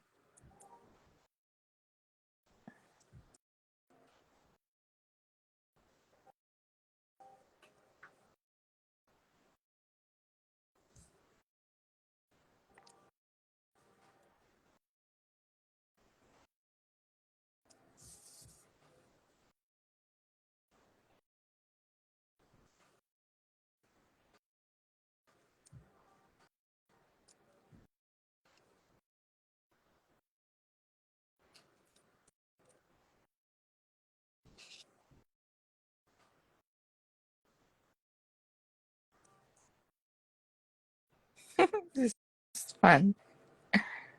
Okay. How I want a home to be. It's not gonna be straight. Maybe this. Uh, ooh. Okay. Let's have it like this. Here.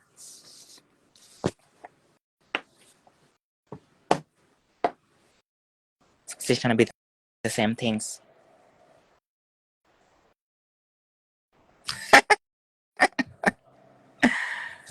I'm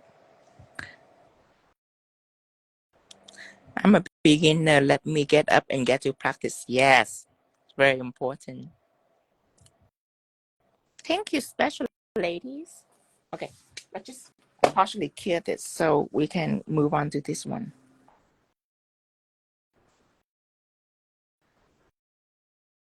Now, the second one is hardest because you have to make it similar.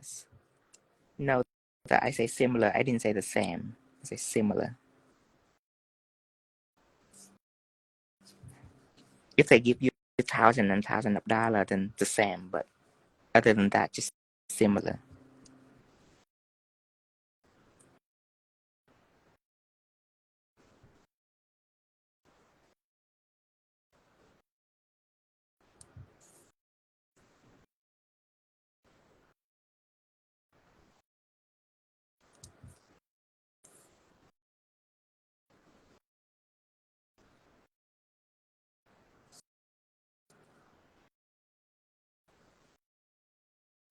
It's hard to judge because this one is curved.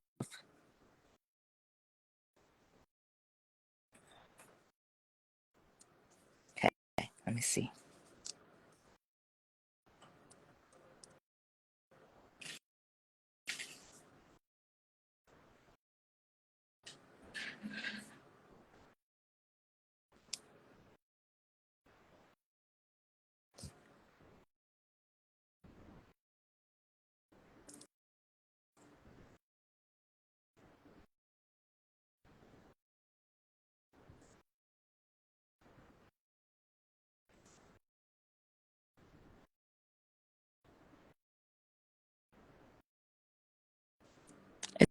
Is it equal yet? Here.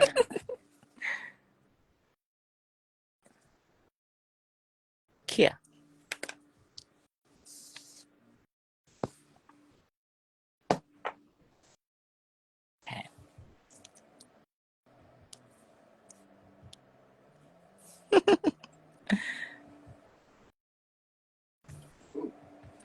What's that? Time for Oh, water sip. thank you.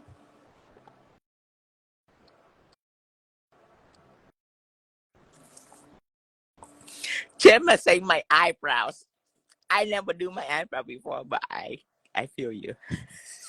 You have to make it the same. The eyebrow is different though. I know the structure for the eyebrow. It's like they measure it some way.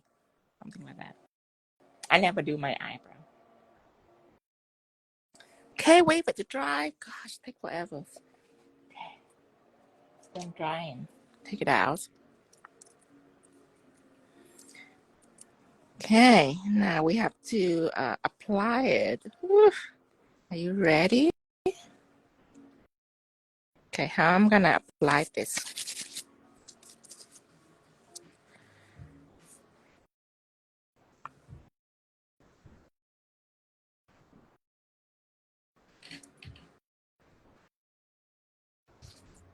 Thank God that Clay Doh is light. What in the world? It's so easy. No, I should be arrested to making it this easy.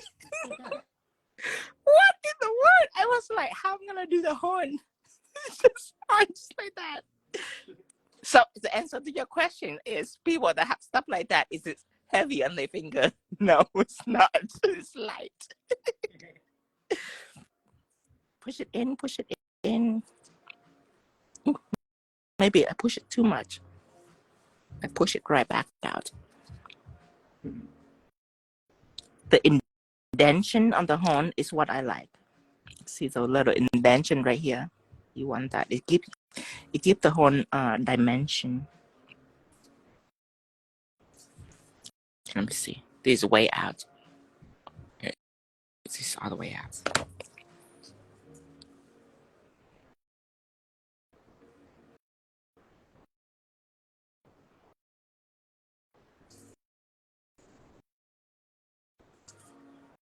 Okay. And it's gonna fall a little bit, but let it fall. You're not done with this horn yet. There's another one on this side.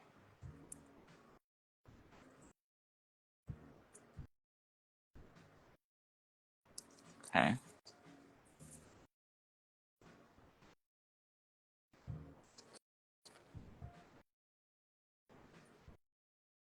If we don't have indentation, I want to create some indentation for it. Okay. Now just leave it like that. And I want just a little bit of Clay Doh in behind the horn, just so it kind of sandwich the horn in.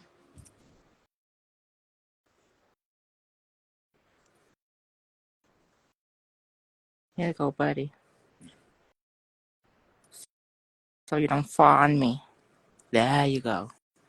Here you go, buddy. Yeah. Little back brace. Yeah, a little back brace. The horn, the horn my ex put on me. What are you talking about? Okay. Okay. Now.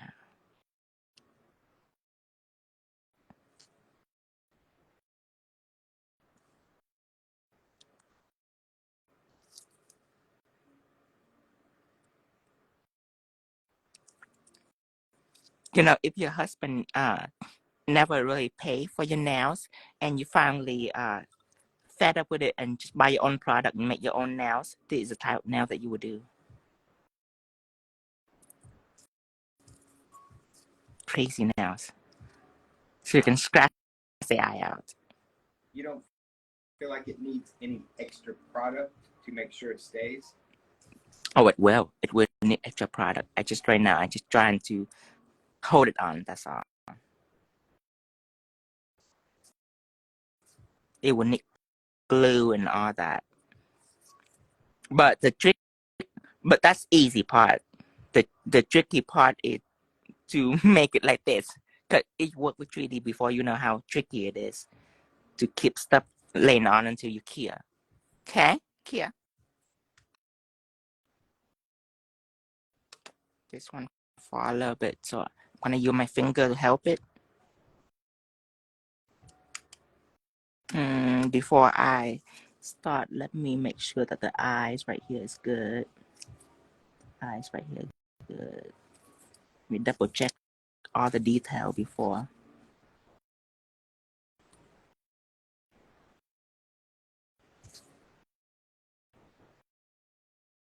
There you go. And then flatten it a little.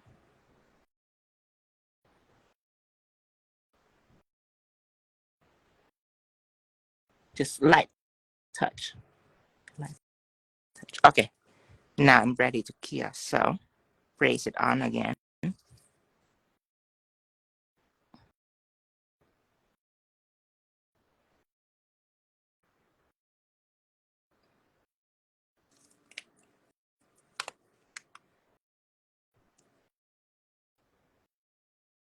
The reason why I don't put it in the machine because I want to monitor it just in case fall. I want to help it back up. When you put it in the machine, you pretty much work blindly. You don't know how it's going to become. With this, I probably need the flash cure.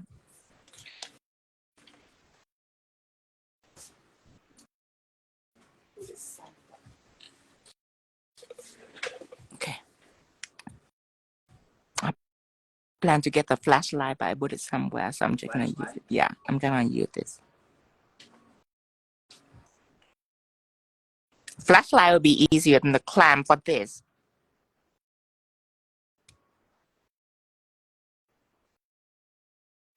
Because the clamp is built for different nails, not this kind. This is 3D. This is like a sculpture. Now, when you brace it up and it hardly move, that means it's froze. Okay. Now you can send it onto the machine. Okay. Next, I am going to use glue to brace it in.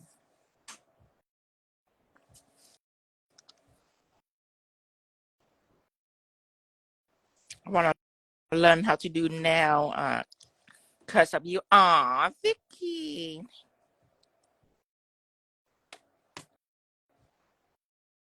Okay, wait for it, wait for it. Then we're going to draw these on the skull. That's the fun part. First, I need Crystal Magic glue.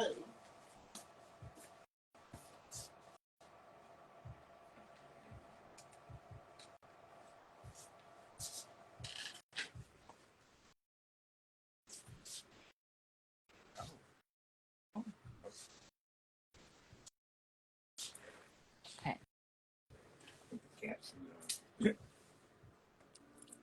So here's the cow skull. I need a palette.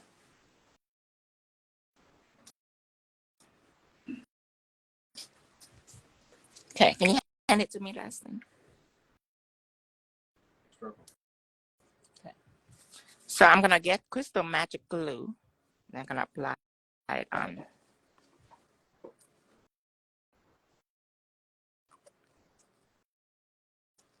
Okay, so you want your Crystal Magic glue to be right at the crack right here.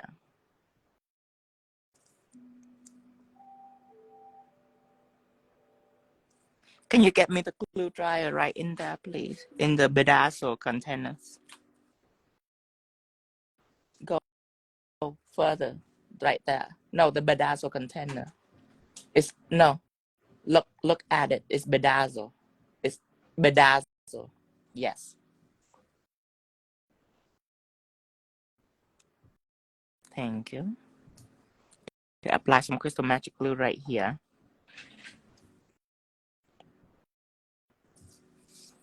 Now you need to freeze it. So you need some Crystal Magic glue dryer. Not too bad for my first time doing a cow skull. I don't recognize any struggle except for when I put the horn on. I might need a little patience to nudge it up. But other than that, my first time I would consider pretty good. So the second time gonna be better. If I do it about 3 or 4 times, then I'm ready to rock and roll. Okay. Okay. So the glue dryer is on. Now it's gonna froze solid. When Crystal Magic glue froze free solid, it's just like acrylic. It's like the Texas horn. Okay. So I am gonna draw the turquoise in here in the skull. So first, let us wipe up the shine just so it's not distracted. You don't have to do that, but I'm gonna do that. I can use acetone or alcohol. That's up to me.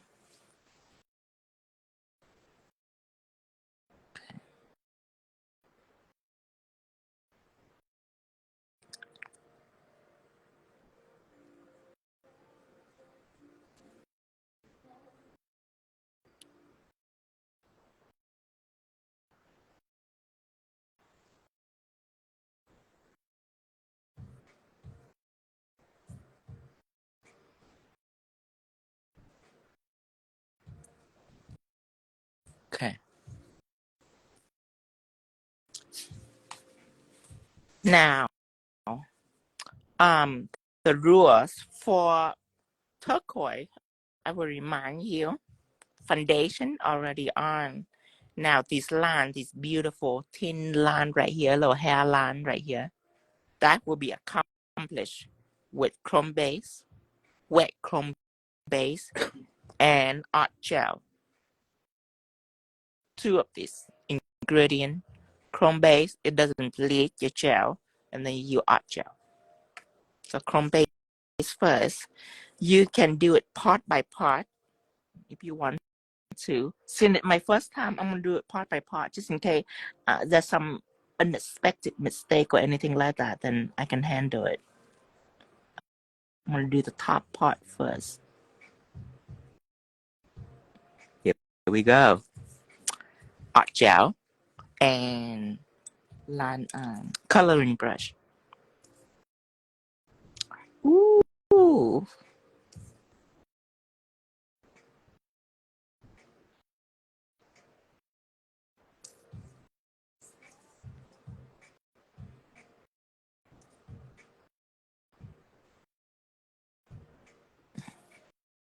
And then some 7mm. Coloring brush is 7mm as well. Coloring brush is 7mm long, but built differently. Built for coloring. It have a lot of pressure on it. The 7mm that I use is for liners, for details.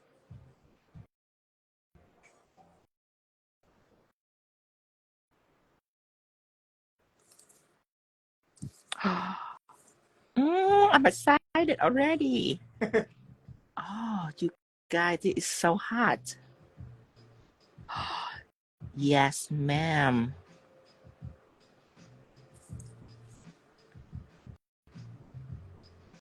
Oh, I love it. Oh my God, yes.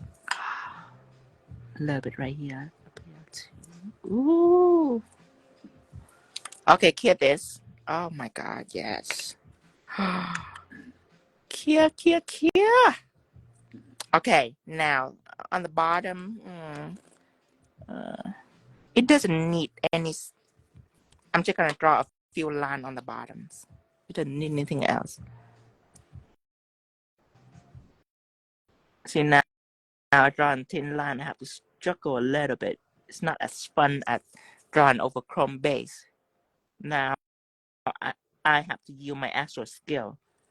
Where before I don't have to use skill. Now I have to use like some skill.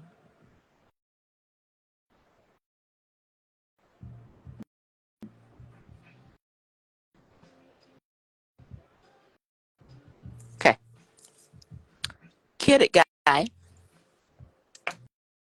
Now we're gonna matte everything. It's not done yet though. We're not done yet. I'm gonna matte everything. Let me think about what I should approach next. Pixie Gel or actual gold chrome? Actual gold chrome would be very nice. I feel like it would be better. Yeah. Okay, I'm gonna use actual gold chrome. So first, on the horn, I'm gonna use actual chrome. I'm gonna use actual chrome on everything actually. So Teflon Matte. And for this, let's pour it out on a palette.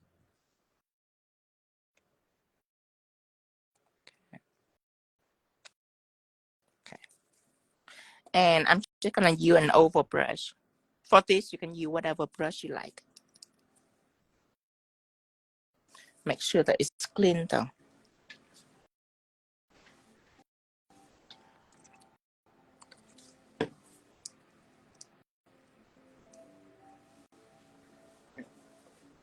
There's a color chart, Gemma, on his web page. Yes, my gel colors, when you go into the color category, you find the mixing jar that I have for you, and I will continue update that mixing jar, so you don't have to wonder what color to use when you want a certain color. You can just look at it and you can choose the color immediately. Very convenient for people who love mixing colors. It's there for you, right on the website, right on the color category. When you go in and buy color, it's right there.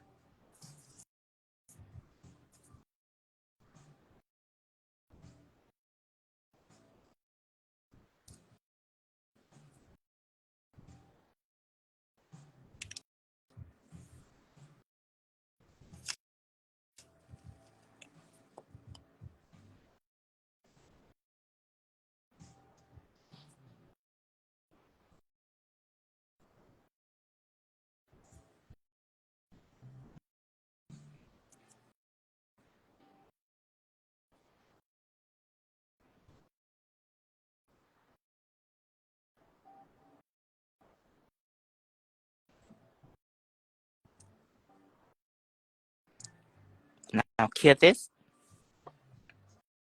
Now, what I just used is Teflon Matte, so remember, chrome would not stick on there. How did you get into do nails? It's my family business. My mom do nails, so I start going to do nail too.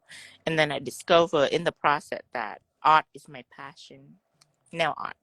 I know how I like arts in the beginning, but I discovered that nail art is what I want to do. I discovered that I don't want to do nail. I just want to do nail art. And that was like 14 years ago. And nail art wasn't a thing 14 years ago. But now it does. Now everybody loves nail art. Do you get tired of the hard work you're doing? Oh no, I don't, because it's not hard work. You must be new. So what I do on here is I go in and I teach people technique like this, so they can make money at the salon. And then I start to dissect different looks for them. Just some people are nail tech, some people are artists. So they require different things to feed them. And then thing like this, like today, I was like, well, after I done this, I was like, well, I never do a cow skull. So I start diving into the cow skull. That way, people get chance to see me making mistake if I do, but apparently there's no mistake here. So it's not hard work. This is our time where we dissect, where we play. You know what I mean? Where we play with design with products, but it's not hard work. Nothing I do ever hard work. Because you love it. Yeah, I love it. You're passionate. And when I'm on here, I'm not actually working. I'm just teaching. So I'm just really having fun with people. I explain for people certain things. Okay, so now I already have Teflon Matte all over. I can use this now. I can use metal effect gel. And that is when you know if art is your passion or not. Like some people will give me different reaction. Some people are like, oh, Tino, my God, you having so much fun. Oh my God, I really love to watch. Oh, please don't stop. Please don't go away. That's people that love art. Versus people that doesn't love art will be like, oh, Tino, you're working so hard. Are you okay? Oh my God, hurry up, Tino. I gotta go somewhere. That's people that doesn't like art. So if you ever wonder if you ever have a true passion for your craft, I mean, you still can make money with it either way. Like art or not like art, you still can make money with it. But if you ever struggle and wonder, because people with passion don't struggle, they just having fun and they just trying to find the answer. Keep trying until they achieve it. Yes, only people without the passion struggle. So if you ever wonder if you have a true passion for art or not, that is how you gauge it. It's when you watch something, if you want to leave like right away, then you just there just for the technique, for the secret, but you not necessarily like art, which is fun, but your practice gonna be intense because people don't have passion, doesn't really like to practice. But if you find yourself addicted to it, like you couldn't get your eye away from it, and you just don't ever want it to end, that time you know that this is what you must do because this is what you're born for. You build for this.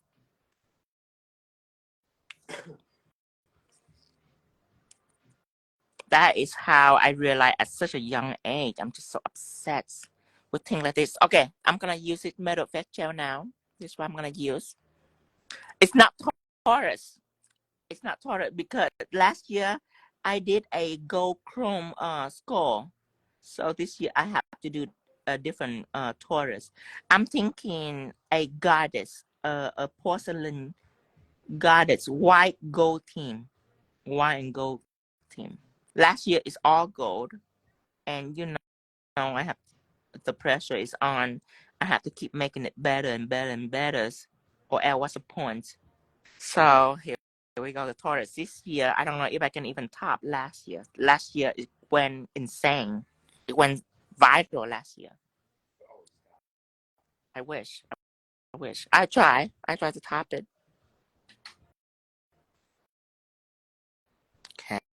Okay, now time for me to go around the horn. It's not gonna be easy. It's not. I should have done that before I adhere the horn in, but here we go. Okay, so you have to go around it.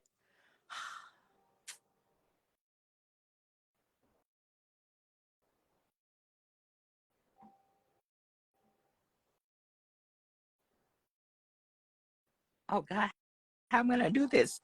Okay. Yeah, like my client kind of change the hand for me. I couldn't. I obviously can do this, but your client not gonna do that. So I have to be tricky.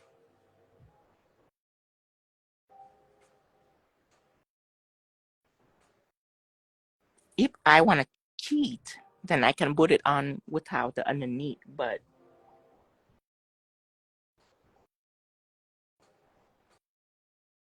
you know what? I can put it without the underneath. Let me try that approach. Can we use metallic gel instead of using chrome? You can. You can. Does the metallic gel need to be top coated? The metallic gel, if you top coat, it lasts longer. But if you want to do something fast, you should take Pixie Gel and you should do it like that. Pixie Gel will be prettier.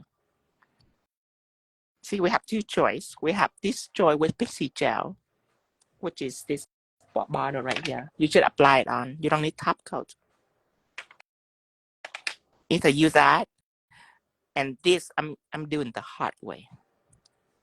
I'm doing the actual chrome way. So it just depends on what look you're looking for.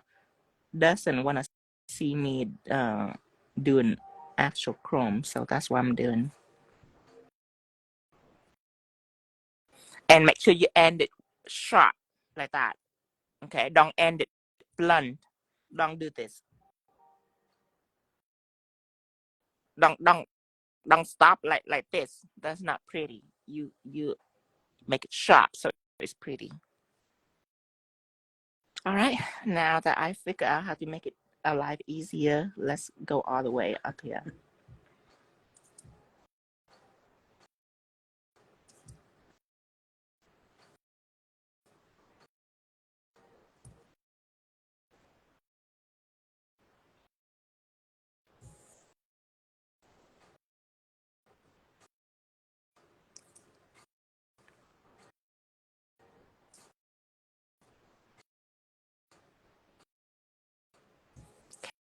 Okay, that's a loud line.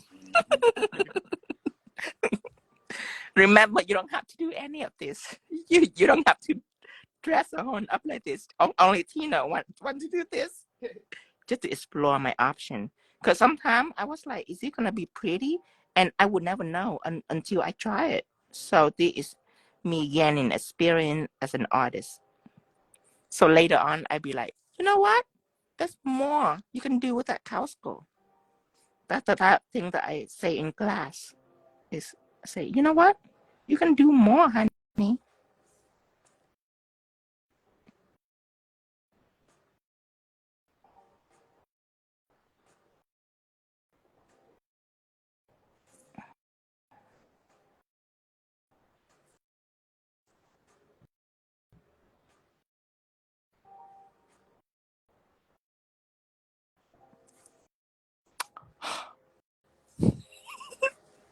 That's so much detail.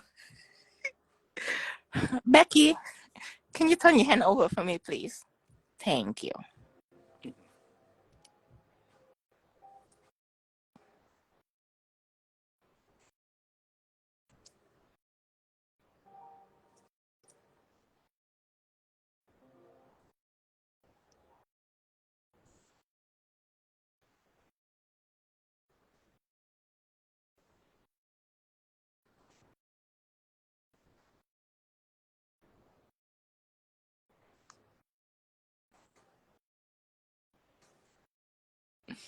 Do you ever draw a design before trying to put it on nails, or do you do everything in the moment?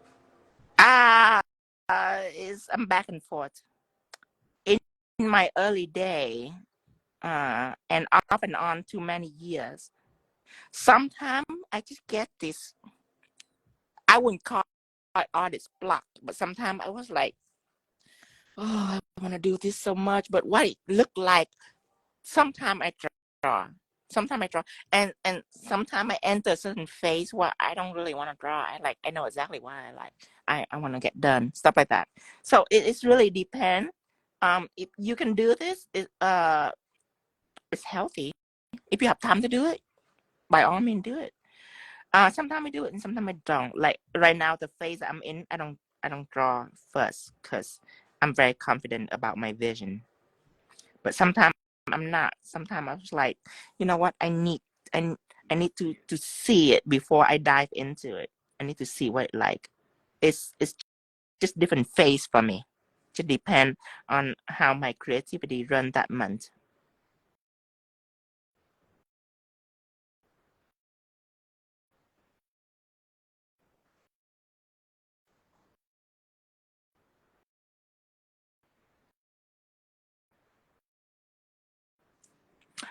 No, your stripe doesn't have to be pretty neither. I forgot to tell you that. Just because gold gonna be on here and anything that are gold is pretty. You probably hear me say it more than once. Okay, now you can cure. Ooh, look at this. Okay, cure this. This is like an antelope. Antelope. This is not even a cow. Caribou. This is caribou. See how much I give you? I don't give you just a cow. I give you the whole caribou from Africa. Exotic. I don't just give you a typical cow that you can get anywhere. You can get in gift shop. But this is special. Okay, go chrome on.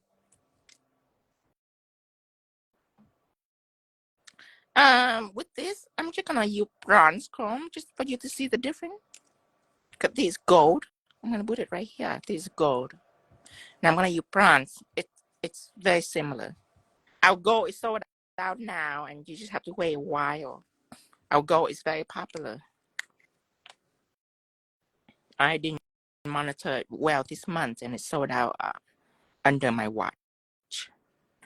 Okay, so I'm using bronze, and remember that I already have Teflon Matte on here. I actually touch this one a little bit. It might blemish that. We'll see.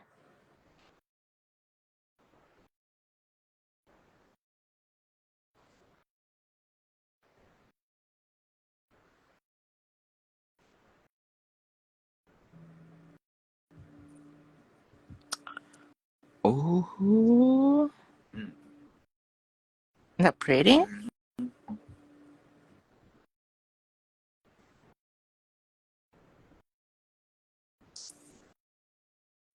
Now remember, this one is solid. If you do it on a client, I recommend silicone, because silicone is flexible. I just want to see what Clay Doh feel like. Silicone, you can bend it. If you have a Capricorn set, can you find me a Capricorn set? Is it in a box or on a board? It's on a box.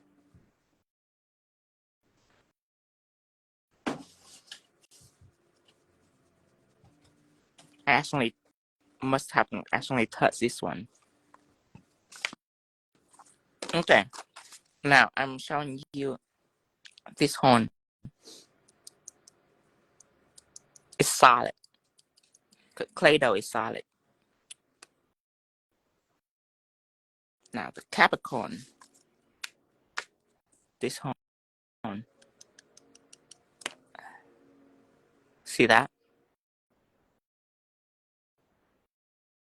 I can bend it. That is silicone. That is this.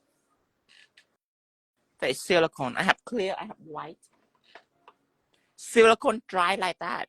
If you ever wonder why it's dry like that, it's for things like this. And it's for adhering gel extension too. But for things like this, it's gift. See, it's never gonna break on you. Your client gonna have so much fun with it. But this, I'm not gonna do that because I know it's gonna crack. You know, if they bump into it hard enough, it's gonna be like a piece of acrylic, a piece of dry acrylic. So remember, they dry differently for different reasons. Clay Doh dry like this because you can make detail texture on it. It don't cell level fast. Actually, it only cell level on the surface. The whole thing is still considered non-cell level, about 95% non-cell level. So it's very good for detail. Versus silicone, if you do like a skull like this, something that are intricate like this, it can cell level very fast. Like a minute, it can blend up again. It depends on what you're looking for is what you use for your 3D element. Okay, so now you have this. You can matte all of it and trace back the shine on the chrome. I'm gonna do this on the cow skull and on this finger too. I have a top coat with matte. So I'm gonna matte all of this. Let's matte this horn first. Make sure you go slow because you don't want to play too much with chrome. You don't want to bleed the chrome. You don't want to keep on stroking it, so make sure you go slow. Okay, just once here.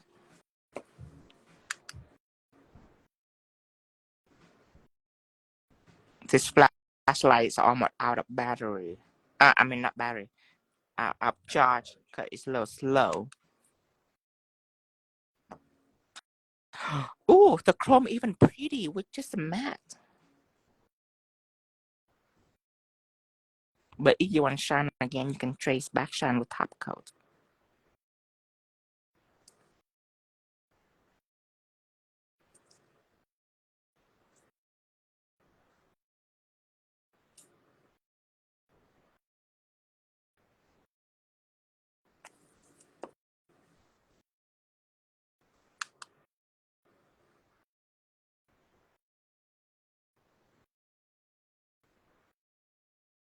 The reason why I cured it because I don't want it to drip. You know, gravity can do a thing for you if you don't watch out for it. So I just want to froze it right now so I can keep on going. I can take my time, you know. I don't have to try to watch out for it.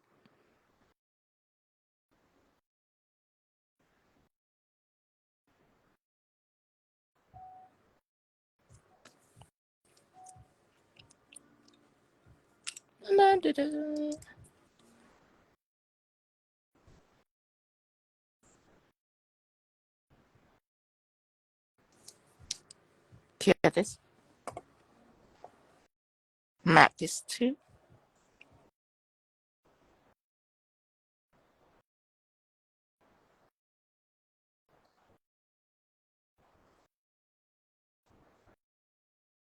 There you go. Here.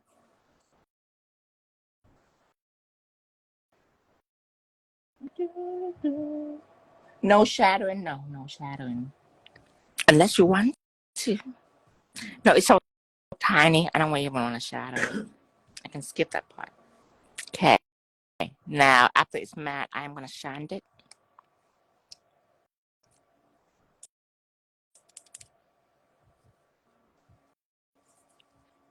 Okay. Take out my shine it and make sure that I wipe this up so I'm not confused between matte and shine. Wipe up everything's.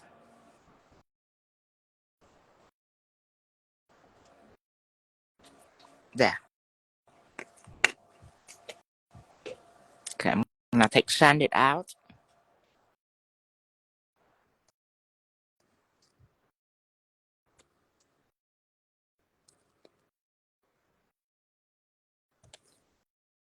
If you want, you can wipe up a little bit. Acetone or alcohol, you can wipe the matte up so the shine, not wipe the matte up, wipe the surface of the matte so the shine can grip on better.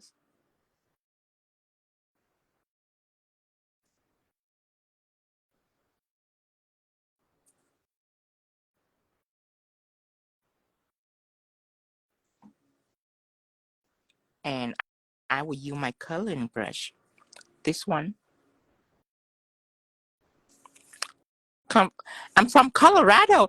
Turquoise is so big in the Southwest. I would love to wear this on the stock show in Denver. I love Denver. I went to Red Rock before. I love Red Rock. I love being I locked in for 5 minutes before I go to work myself. Look at this masterpiece. Ah, thank you, Thomas. You can rewatch it later. You can rewatch this later. Okay, ready?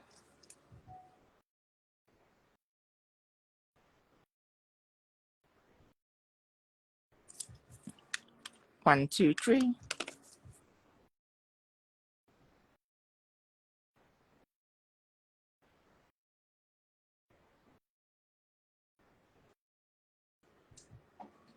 Probably said it already, but what nail polish do you use to make the chrome stick to the nail? I use metal effect gels. It is a special gel pen that I create. I will show you. This is what I use. It is an expert in chrome metal effect gel. I have several items that are no wipe that can adhere chrome, but this by far is the best for chrome because it makes sure that it shines. The inhibition layer on it is no wipe, but the type no wipe like my metallic liner is also no wipe. It can adhere chrome too, but I noticed the chrome is a little bit slightly glittery when I top coat it versus this. These are the best by far. Metal effect gel is, I always use it for chrome for my go-to.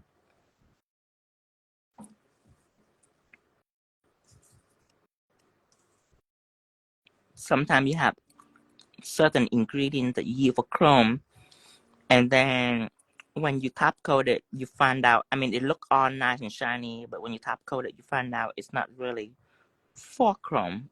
It's not really built intentionally for chrome. I always use my metal effect gel. It's my first product too, by the way. That's all I sell in the beginning is metal effect gel.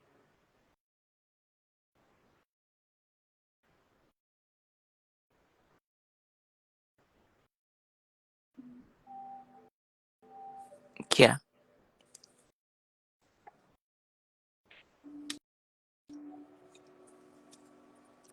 And then, I mean, you don't have to be done if you don't want to. You can take a little bit of these little art gel, just a little. You can outline the bottom part. We haven't top coat the bottom part, and outline a little bit like this.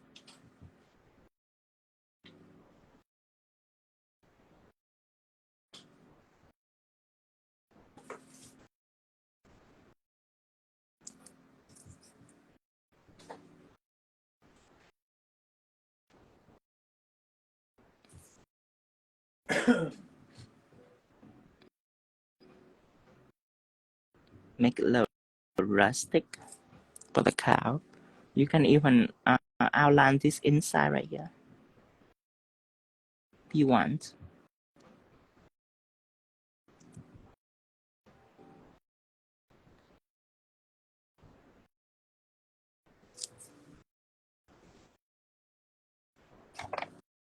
You can even shade it a little bit if you want. My stained glass gel number 11. Where is it? What color is it? Stained glass gel number 11. Oh, I have two. So right here.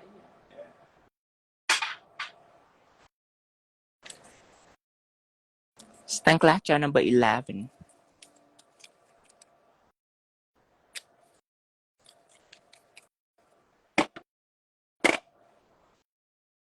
You can even shade it.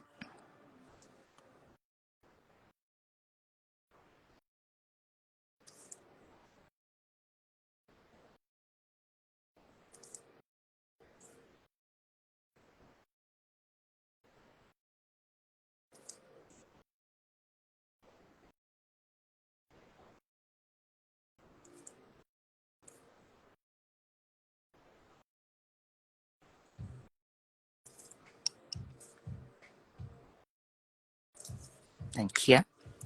So talented. Keep doing what you do. Thank you, Rihanna.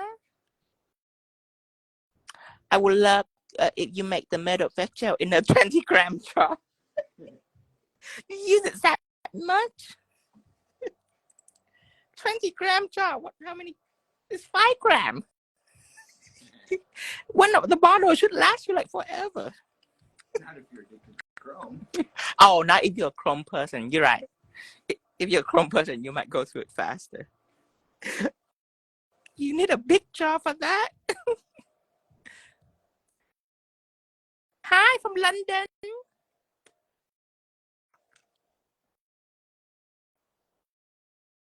Okay. So now, everything done. Just matte everything. You already matte the skull. That's the 3D part. Now you can just matte the background.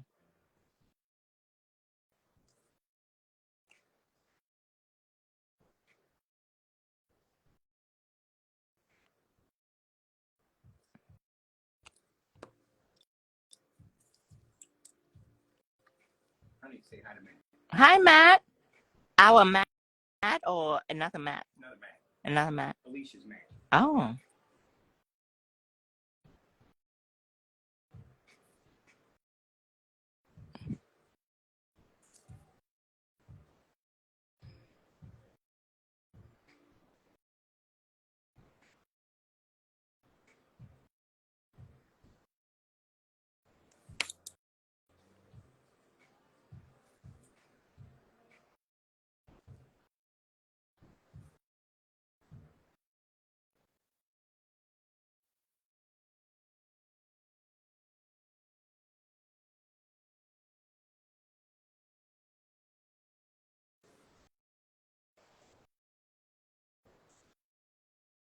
There's a cow skull. Oh, I'm kind of proud-ish.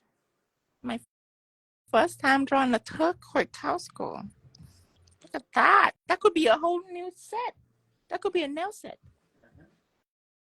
Yeah. Hi, Let's Judy. Hello, Puerto Rico. Hello, hello. I want turquoise nail now. I know, right? I love turquoise jewelry, by the way.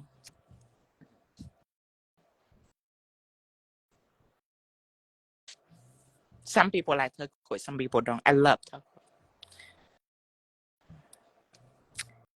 Okay, I like this the best.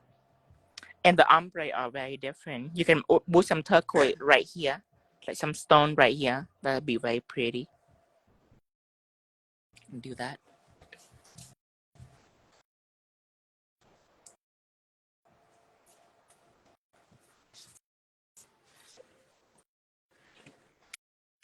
Can use my ring stud.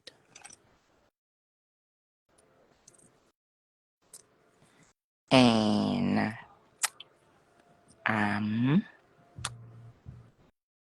can use my green side.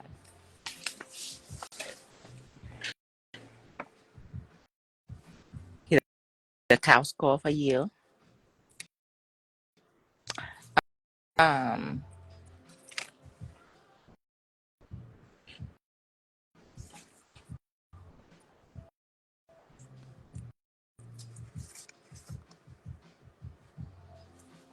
Can use that and dry it.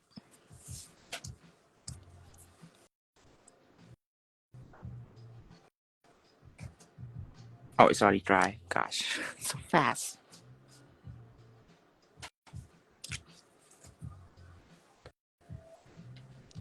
And this is turquoise colors, my gel colors. And I mix it with white. And then my white pigment base because it can do pigment. It can adhere to pigment. And I use it a lot for pigment because it's white. It don't have colors.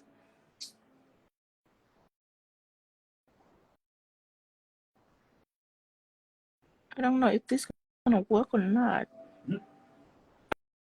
Oh, I guess it does.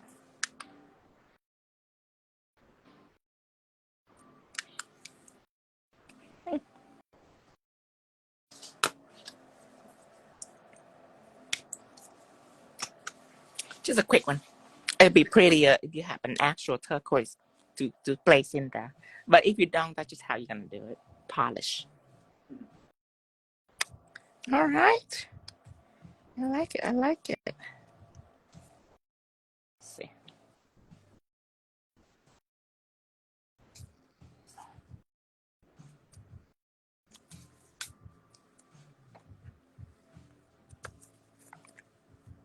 Clear texture gel.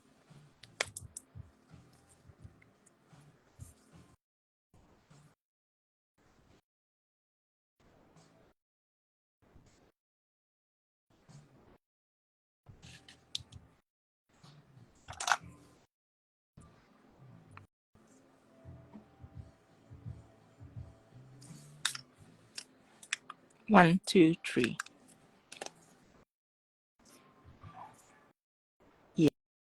Yes, I can apply all three at the same time. I do it one by one just because I want to monitor it. After I done every piece, I like to flash cure it just to hold it there. That is something that I do very frequently for stud. I flash cure a little bit just to hold it so it don't slip. Even though with this gel, it doesn't really slip on you. Like right now, I'm gonna skip the flash cure. I'm gonna do another one on this side.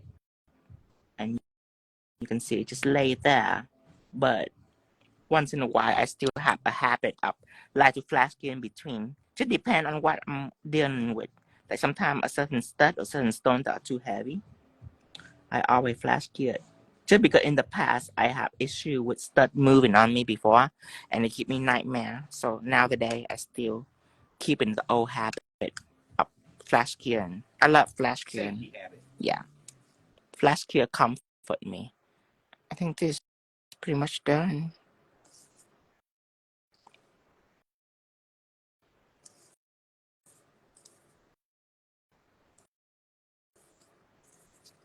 Maybe one more right here.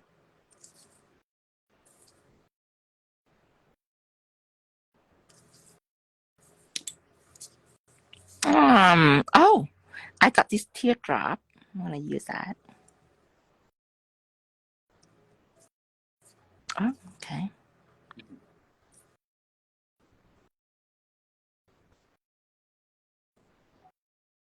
Sometimes when in my free time, when I bedazzle like this, sometimes I discover new pattern, new bedazzle pattern. Something that I love to play with. It's just different bedazzling pattern. I don't know if you do that in your free time, but I do that often in my free time. Just messing with different pattern.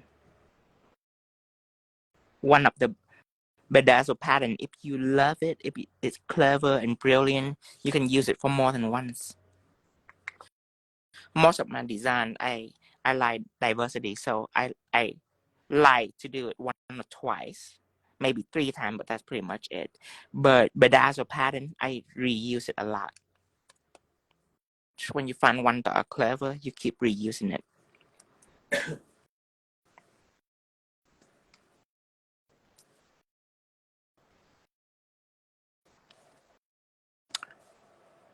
Okay, and top coat it just a little. Just a little.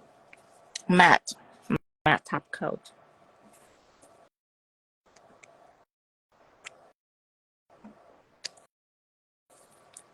Okay. Ooh, there's some extra behind here. Some extra cuteness. Some extra hair. It's not in place. Okay. So when it comes to matte, the reason I choose matte because you can go a little out of line and you wouldn't even see it.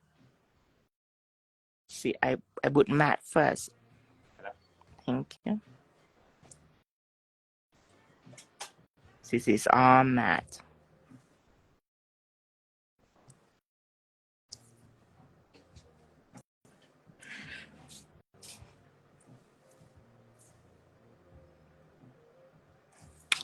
All matte. I'll show you.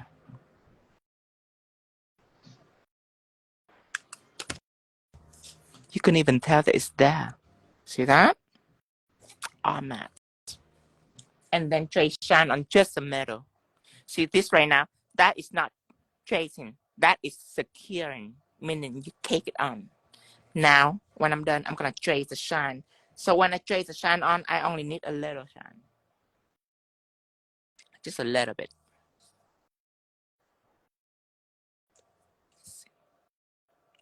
The true design almost look like a hand. Oh, yeah, yeah. It's like a like one of the evil eye design. Uh-huh. Okay, so that is a securing. Now, when you do shine, this is not a time for you to secure. Most people will take shine and they will cake it on. No. That is securing. Securing. I rather you matte because my background is matte. It doesn't have glare on it to distract you. Now shine, you just buff. It's like shining each individual piece. You're not securing, so there's no reason for a lot of top coat. You just need a little bit of top coat on each piece, and there you go. Beautiful. No one will ever know that you're actually securing that. They thought that the piece is floating on the nail, but no. It's well secure. It will not come up on you.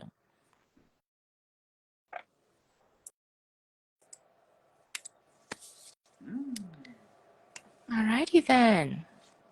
Let me see. Thank you.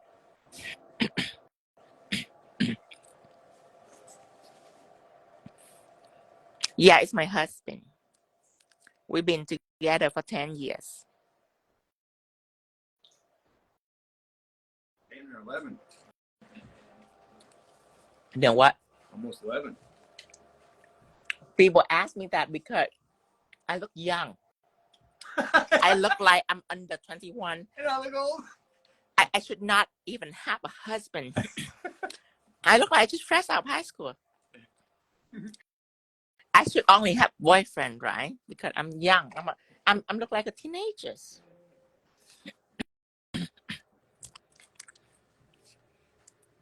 Okay, guys.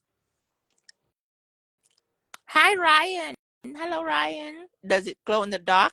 I'm not sure. Aqua and green. Let's see. Let's see it. Set everything down. Charge it up a few. Yeah. Okay. So, and the light. We need that light. You need this one? Yeah, that light. Does it need to be over where you're at? Yeah. So we see if it glow. This part I use aqua, green, aqua and green, and we see, and white. It should glow. Oh, and white, not milky white, just white. So we use 2 glow and 1 normal, but this one we use a lot. So we see if it glow. I'm gonna plug in back here. Okay. Yeah, just whatever, as long as it's on. It don't have to be close to me. It just have to be on.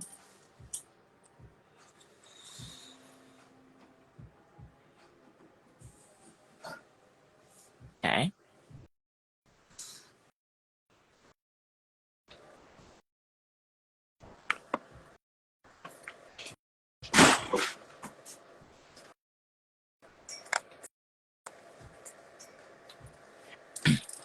Yeah. Yes.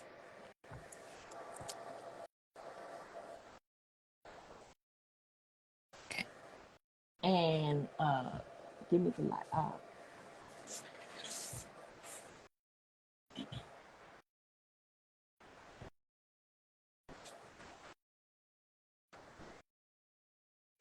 Oh my God, you're super talented, and I'm not into nail, but your art is insanely fabulous. I'm a fan. Thank you, Ryan. Thank you.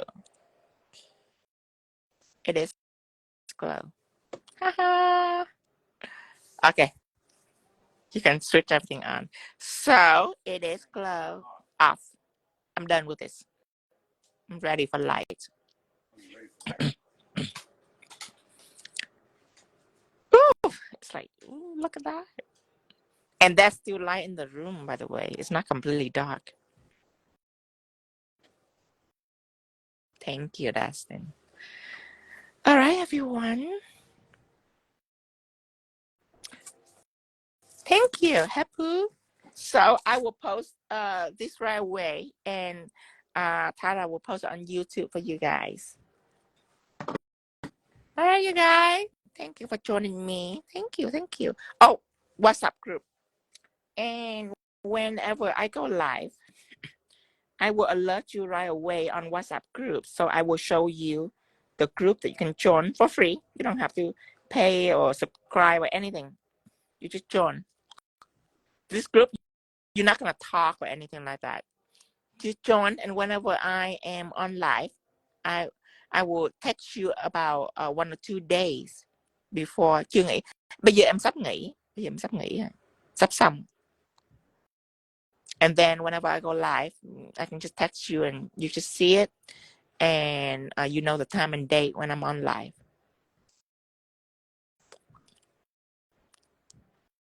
Oh, Discord is like a WhatsApp group.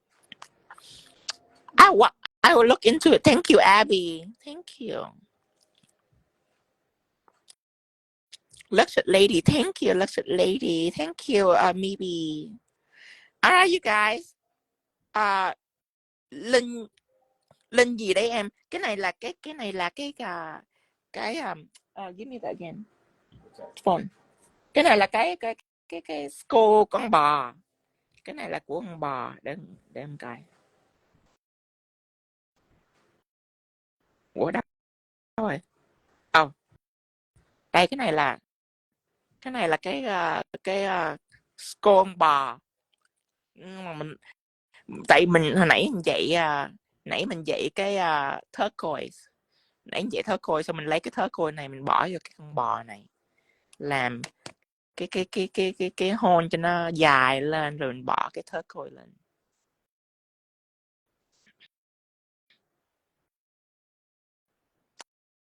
I love it.